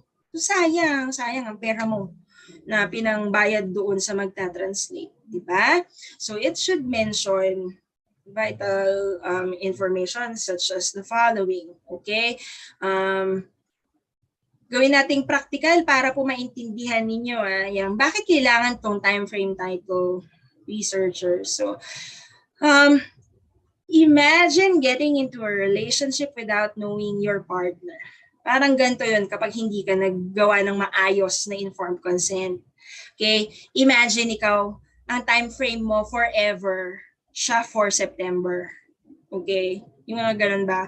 Imagine that, you are exclusively dating para sa kanya, wala kayong title. Okay? And then you imagine, you don't know, you don't really know who he is. Marami pala siyang enemies after him. Okay? So imagine your purpose if, ang purpose mo is lifelong commitment, siya pala hook up lang. So see the discrepancies. Now, if you see this in an article, yung meron po tayong isang, hindi ko pa na fact check, okay, kasi talagang nadaanan ko lang, parang daanan ko lang siya, hindi ko siya na fact check, but a Russian soldier daw died in Ukraine. He did not know that what he signed up for is actually a war, kasi ang press release daw, pupunta lang sila ng training. So, yan, di ba? Hindi nila alam yung potential harms and benefits, pero nakapirma sila doon. Kasi nga, yung consent mo kulang-kulang. Or imagine signing up for Moderna and getting Sinovac, ba? Or ordering Chicken Joy and getting a towel. There you go. So, ganun po ka-importante ang ating mga informed consents. And, both parties should know their roles and expectations. Again, consistency, parehas dapat. Okay? Now, dito po sa mga nakasulat na to, ang hindi ko na lang na-explain is the right to withdraw from participation. Okay. Now, explicitly say what the participants can do kapag ayaw na nila. Nasa Nuremberg Code po yan. Okay, yes, attrition is real, painful, and will left you hanging. Parang ginost ka lang nung ka-MU mo sa ganon siya. Okay, so they can do that and we do not have any control on that. Okay, pwede mo sigurong pakiusapan pero hindi mo siya pwedeng pilitin. Pag sinabi niya, sorry, gusto ko ding burahin mo lahat ng sinabi ko, tanggalin mo yan, ayoko ng any involvement dyan, wala. Kung hindi naka-stipulate sa consent mo na, halimbawa, pag nag-withdraw ka, yung mga binigay mo sa akin nung una, akin na. Hindi naka-stipulate sa consent mo, wala. Kailangan mong burahin lahat yun. Okay? Yun. Okay, dapat lang malinaw lahat. Okay? Because, when that happens, there's nothing we can do but move on. Or else we cannot, finish our study. Yeah. Okay. Now we're done with the 3 vital forms. The next forms are the following. So that's basically self-explanatory naman po. The diagrammatic workflow is just your algorithm. Show the different steps of your data collection process. Next would be the CV of your team members kasi kailangan nga na makita namin kung you as a researcher is familiar with the research methods and at the same time you have an idea on how to safeguard the principles of ethics. Kahit basic research ethics, we also have. Okay, so I've mentioned this earlier. We have a template for informed consent. The assent form, we don't have a template yet because, as I've said, it will vary depending on the age bracket of your participants. Now, training certificate on health research, kapag nurses po, don't worry, kasi di ba meron talaga tayo yung sa mga medical, meron po. Or if not, you can get a training. Yes, you can get a training. Dito, isulat ko po ulit sa chat natin. Yeah. Search it. They provide modular training for ethics, health, science related ethics. And then kapag natapos mo po siya, may certificate ka. Okay? May good clinical practice certificate ka. So, and it's for free. Yes. Okay? And it can be self-paced po siya, pwede nyo siyang gawin isang buong araw or isang buong buwan, nasa sa inyo. Okay? So, yes. Now, sa program, to medyo matatapos na po tayo, mabilisan na to. So, check if the requirements are complete. So, endorses the student to UPOU IREX. Sila na po yan. Si program chair na po ninyo magsasabi dito. And then they will be endorsing the letter together with your approval from the technical panel. Yan na po ang mangyayari dyan. Okay? Next would be this one, IREX. Pag nasa amin na po siya, okay, so nakwento ko na po rin yung differences kanina ng exempted for review, expedited, and full review. Okay, so yan. For decisions, we have discussed this already. We have recap lang, approved, modification required, minor, and then major. But then we also have deferred, and then we have disapproved. Ito na yung crucial. Timeline. Ms. Ria, gano'n ba katagal pag nagpasa ako sa inyo ng ethics? Okay. The result of the initial review shall be released within 4 to 6 weeks once the paper is accepted. Okay? Ibig sabihin na accepted, na-check na namin na kumpleto yung pinasa mo. Meron po kasi nangyari sa amin na pinasa niya, let's say, magbigay tayo ng March. Okay, March. Pinasa niya ng March. Kulang-kulang, hindi siya nagbubukas ng kanyang email or whatsoever. Sinabi naman namin agad na kulang po, kindly submit your complete requirements, blah, blah, blah, blah. Inopen niya lang yung kanyang email. A few weeks later, 3 weeks, doon niya lang nakita. So hindi doon yung gap na yun, hindi yun tumatakbo, yung paper mo, hindi siya tumatakbo hanggat hindi siya complete. So, kaya nga very important na complete yung details and carefully answered yung mga forms. Okay? Next would be important dates. So, madami na naman po kayong idadagdag bukod sa anniversary ninyo at saka boyfriend ng mga love lives ninyo, birthday ng mga love lives ninyo. Ayan. Okay? So, we have, there you go. If you have received a decision for modification, you are given 30 days from the release of decision. Kasi gusto po namin mabilis nga rin yung transition niyo. But, okay, you have 30 days but you can submit as early as 5 days. Tatanggapin po namin yan. Okay? So, you know, sometimes, especially yung mga dumadaan ng full board, we actually ask to submit it, the students to submit it earlier kasi ayaw namin na mag-antay ng next cut-off. Tatagal siya eh. So hindi mo i-max out dapat yung 30 days para makahabol ka dun sa next meeting. Okay? So ganun siya. Especially kapag ang decision is invitation for clarificatory meetings. So dapat mas mabilis ang response time ninyo. Okay? And then we have continuing review form. Ito yung sinabi ko po kanina na while your study is ongoing, we will still be checking if you are carrying out what we have agreed upon. What we have agreed upon. So the frequency will depend again on the ethical considerations that needs monitoring. Okay? So kung talagang complicate, high risk na study siya, yung ibang REB quarterly ang nire-require, yung iba naman semi-annual, yung iba annual. So yeah. Okay? Then there's this final report, ladies and gentlemen. So remember I told you that you can have your studies reviewed from other REBs. And then you will have to inform us through your program chair that the study is being conducted. You need to submit a final report to IREC. Okay? Kahit sa labas po yan, kailangan po ninyong mag-submit ng final report to IREC. Huwag po mag-alala kasi kung ano yung sinubmit nyo doon, copy-paste lang naman. Sabi ko sa inyo, nagkakaiba-kaiba lang naman po kami sa format ng forms, but the contents are basically the same.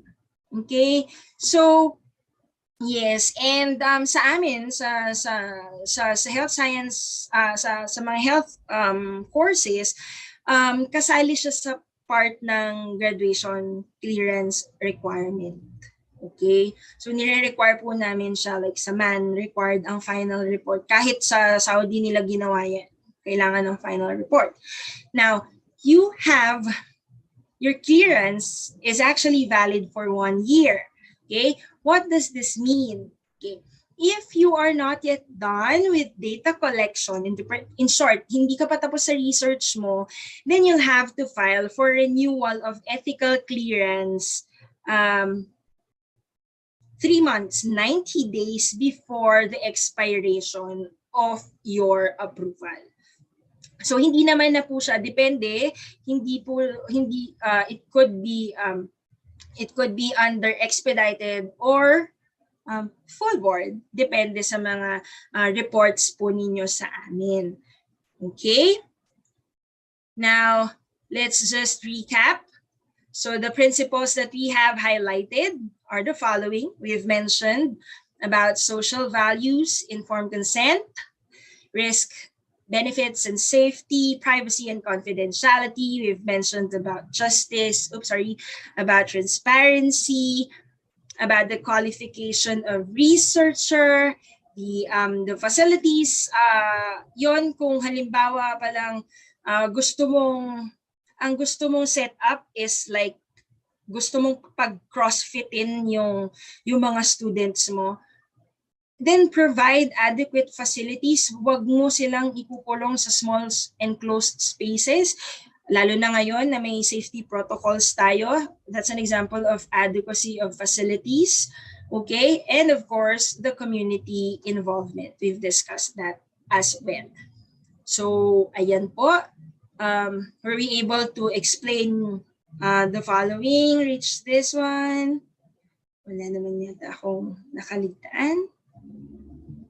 And yes, that's my final slide. Thank you very much for staying with me. Ang haba, no? Ang galing, hindi ko napansin. Sorry, 3:21 na pala na humaling po ako sa pag-i-explain. I'm sorry, Ma'am Ems. Alright, thank you. Anong sorry? We are very thankful na na-explain talaga lahat malinaw na malinaw. And with Ma'am Ria's permission, Ma'am Ria, we are hoping that the recorded video of this masterclass can be uploaded at the UPOU FICS FB page and the UPOU FB page, I think. So this can serve as a reference sa ating mga students na talagang kailangan nila. So thank you so much, Ma'am Ria. That's masyadong detalyado. So mukhang wala nang matatanong pa, no? Pero tingnan natin, meron na mga nabasa dito. So unahin natin si Ma'am Bench, ang program chair ng ating Master of Development Communication program. So ito kasama din natin sa sa training natin sa ethics last year, ano? Yes po. So, ang tanong niya is if a member of the advisory committee or the advisor has undergone an ethics review course, is it still required to have the research proposal reviewed by ERP po? Parang na-mention mo na kanina, but please yes. Opo, yes, Ma'am Bench, opo, kailangan pa din po natin. Even if actually, even if yun tayo po, kahit tayo na nagpasa si Ma'am Ems, we just processed one of our researches po, kailangan po talagang dumaan sa ating ethical review board ang mga studies na yon. Kasi po, first things first, tayo po yung binibigyan ng or tayo po yung tayo po yung committee na nakakapag-release ng document, ng proof or yung decision letter po natin that you can actually submit po doon sa mga publishing companies ng inyong studies, especially if your intention is to publish the studies. Yes, so in short, the answer po pala is yes. Kailangan pa din. Thank you, Ma'am Ria. So yan, medyo madugo talaga yung ating no? Opo. Yung ating proseso ngayon. So yung mga students, I'm happy to see most of my students na nandito ngayon. So I'm hoping talaga makatulong ito sa kanila kasi most of them are graduating this year or next year. So medyo congratulations. Oo, kailangan talaga. Pero kailangan muna silang mag-ethics review bago ang lahat. Of course, choices ko na nandito nga. So, meron dito kanina nag-comment siya, interested in ethics for action research studies conducted in actual classrooms with minors as participants. Pero I think na-mention din ni Ma'am Ria, but would you like to say something else pa, Ma'am Ria, in relation to this? Yes, minors as participants po, yun lang, are they students po? Actually, kasi sa classroom, siya po ba ang teacher? Kapag siya ang teacher, yun. Kung siya yung teacher dun sa action research natin, I highly suggest na bumuo ka ng isang team.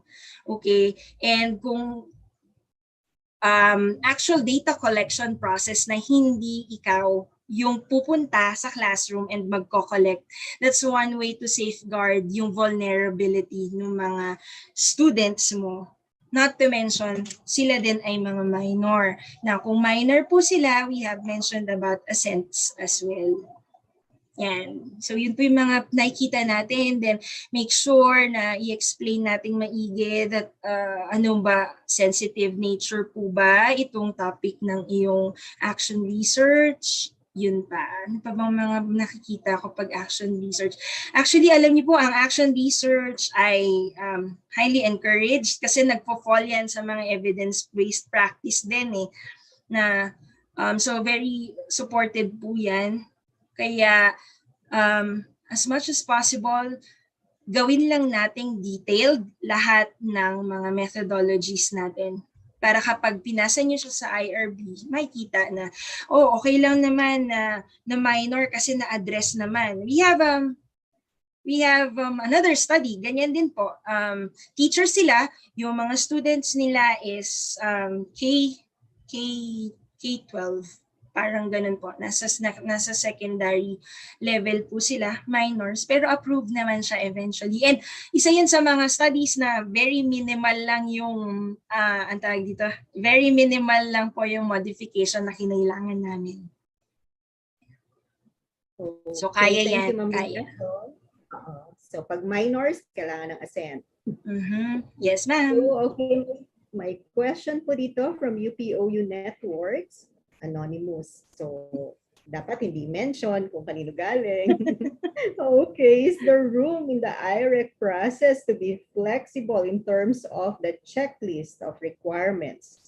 For instance, how would you address social science research that makes use of secondary data from open data platforms or any research whose methodology involves getting already anonymized data from a third-party data aggregator?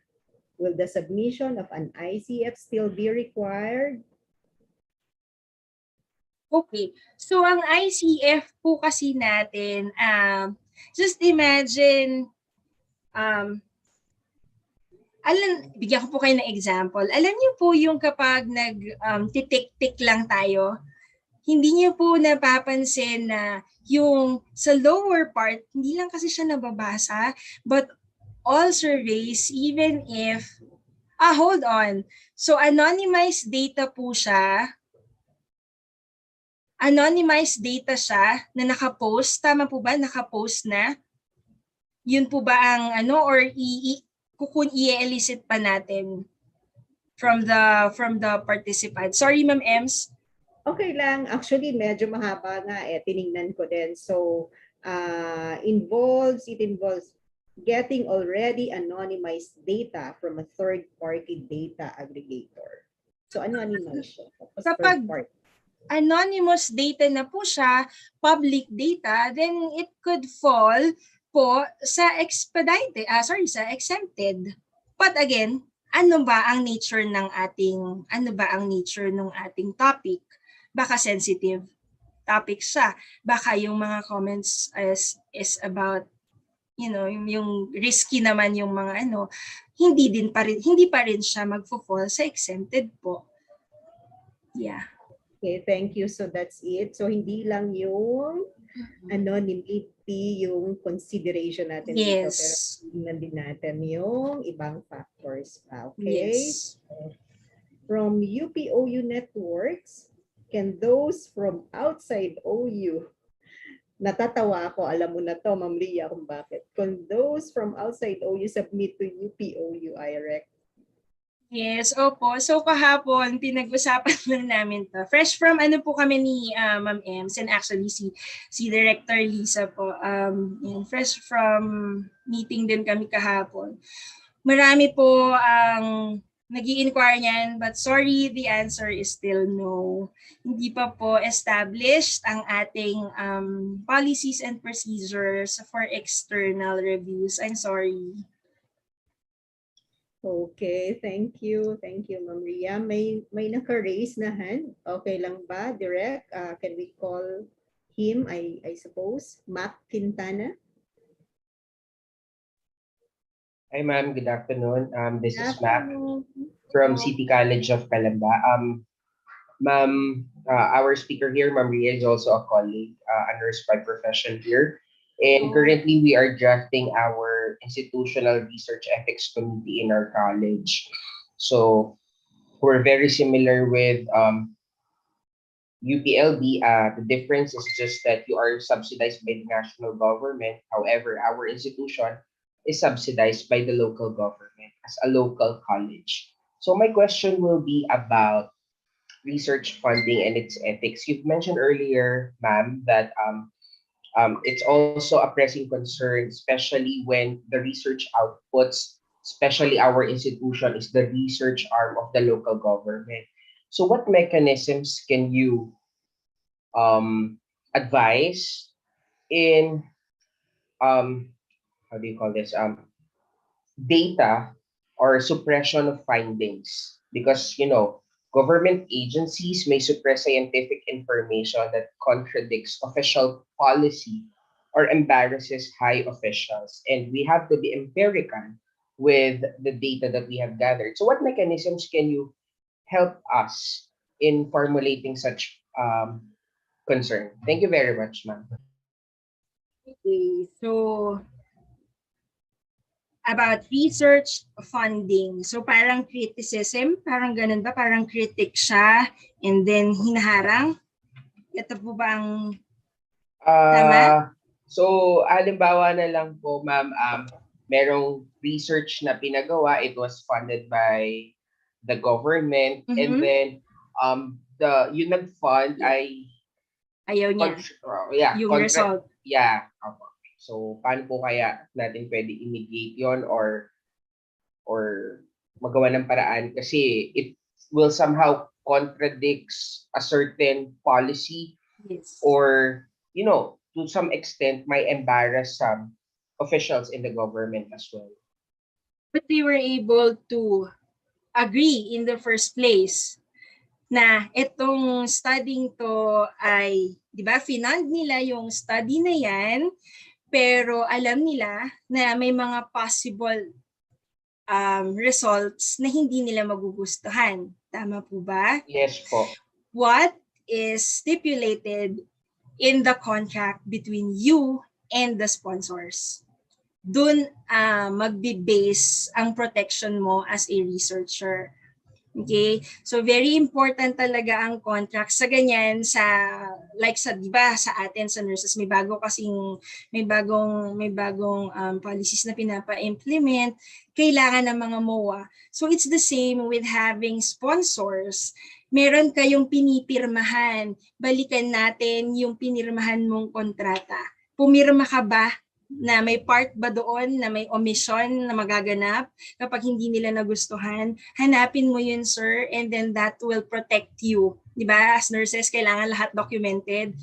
Doon tayo maghahanap ngayon ng ating, ako kasi syempre kung doon tayo sa totoo lang, we have to be very objective, pero nga kung pumirma ka sa isang kontrata na nakasulat doon na we can screen the results and we can choose what you will be publishing, medyo wala, you're binded with that contract, so you have to follow. Okay, thank you very much, ma'am. More power, and what an insightful discussion. Hopefully wala sa kontrata yon. Thank you, Sir Mac. At saka parang siya against research kung meron tayong mga meet na results. Diba? Bakit pa tayo exactly, nag-research in the first place, di ba? So that's so sad to hear na may mga cases na ganyan. Okay, that's it, I think. Wow, wala nang tanong. Ibig sabihin, ganun kalinaw ang explanations ni Ma'am Ria. Ma'am Ria, thank you so much talaga for this nakatulong. So yon, at this point, we would like to express our gratitude. Nandito pa ba si Sir Sandy? Parang wala na, no? So medyo busy talaga kasi. So on behalf of our Dean, Dr. Alexander G. Flor, the UP Open University Faculty of Information and Communication Studies awards this certificate of appreciation to Assistant Prof. Ria Cabanes. Ria, Valerie. May Valerie pala. And I thought it's Cabañas. Sorry, Ma'am Ria. It's okay, So, ma'am. valuable contribution as resource person during the FICS Masterclass on UPOU Ethics Review, Principles, Policies, and Procedures. Live streamed on the 3rd day of March 2022 via UPOU Networks. Siyempre, yung makakarating sa yung certificate ay signed by our Dean, Dr. Alexander G. Flor. Thank you so much, Ma'am Ria. Sana may kasunod pa. And at this My point, pleasure po. Thank you, Ma'am Ria. At this point, we would also like to thank the people behind this masterclass, our working committee led by the ever reliable Patricia Calora, and the hardworking FIC staff. Maaasahan talaga itong mga to. Si Ariel, Maine, Jessa, Rachel, Gian, Gemma, Jenny, and Ephraim. Thank you so much. And of course, this will not be possible without our partners from the UPOU Multimedia Center, Direct Liza, Alex, Lexter, Amabel, Alan, and Anne. Okay, so please let us know how we did and help us improve our future events. Kindly evaluate this event. You may go to the site indicated on the screen or scan the QR code. This will be posted on the UPOU FICS FB page, and this evaluation will be open and available until Saturday, March 5 at 5 p.m. So, inuulit ko po, until Saturday, March 5 at 5 p.m. After that, hindi na po tayo pwede mag-evaluate at ang certificates ay hindi na natin makukuha. Okay? The certificates will be automatically sent to those who completed their evaluation and were able to answer 6 out of the 10 questions correctly. Yes, meron po tayong quiz. Okay, there may be some delays in processing your certificates. Please give us at least 3 working days before you follow up. Okay, for future FICS Masterclass and other FICS events, please follow and like our Facebook page. For your questions and concerns, please email us at fics@upou.edu.ph. Okay, that's it for today's masterclass. What have we learned? All research involving human participants require ethics review. Medyo mainit na usapin po ito.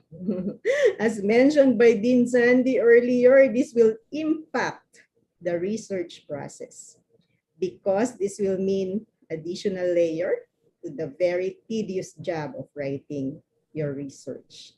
But as explained by Ma'am Ria, we need to comply. There is an OVPAA memo and there are national guidelines. Tama ba, Ma'am Ria? Medyo mahirap po talaga ito for the students. For the students, please understand as much as possible, hindi namin means kaming mga advisors nyo, hindi namin kayo gustong pahirapan. Let us all work together to comply to this ethics review requirement.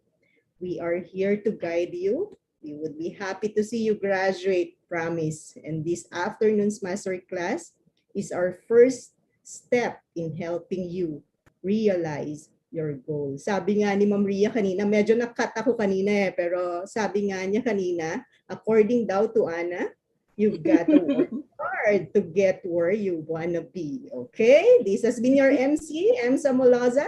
See you all in the next masterclass. Hintay-hintay lang ng announcements, okay? Salamat! Bye-bye!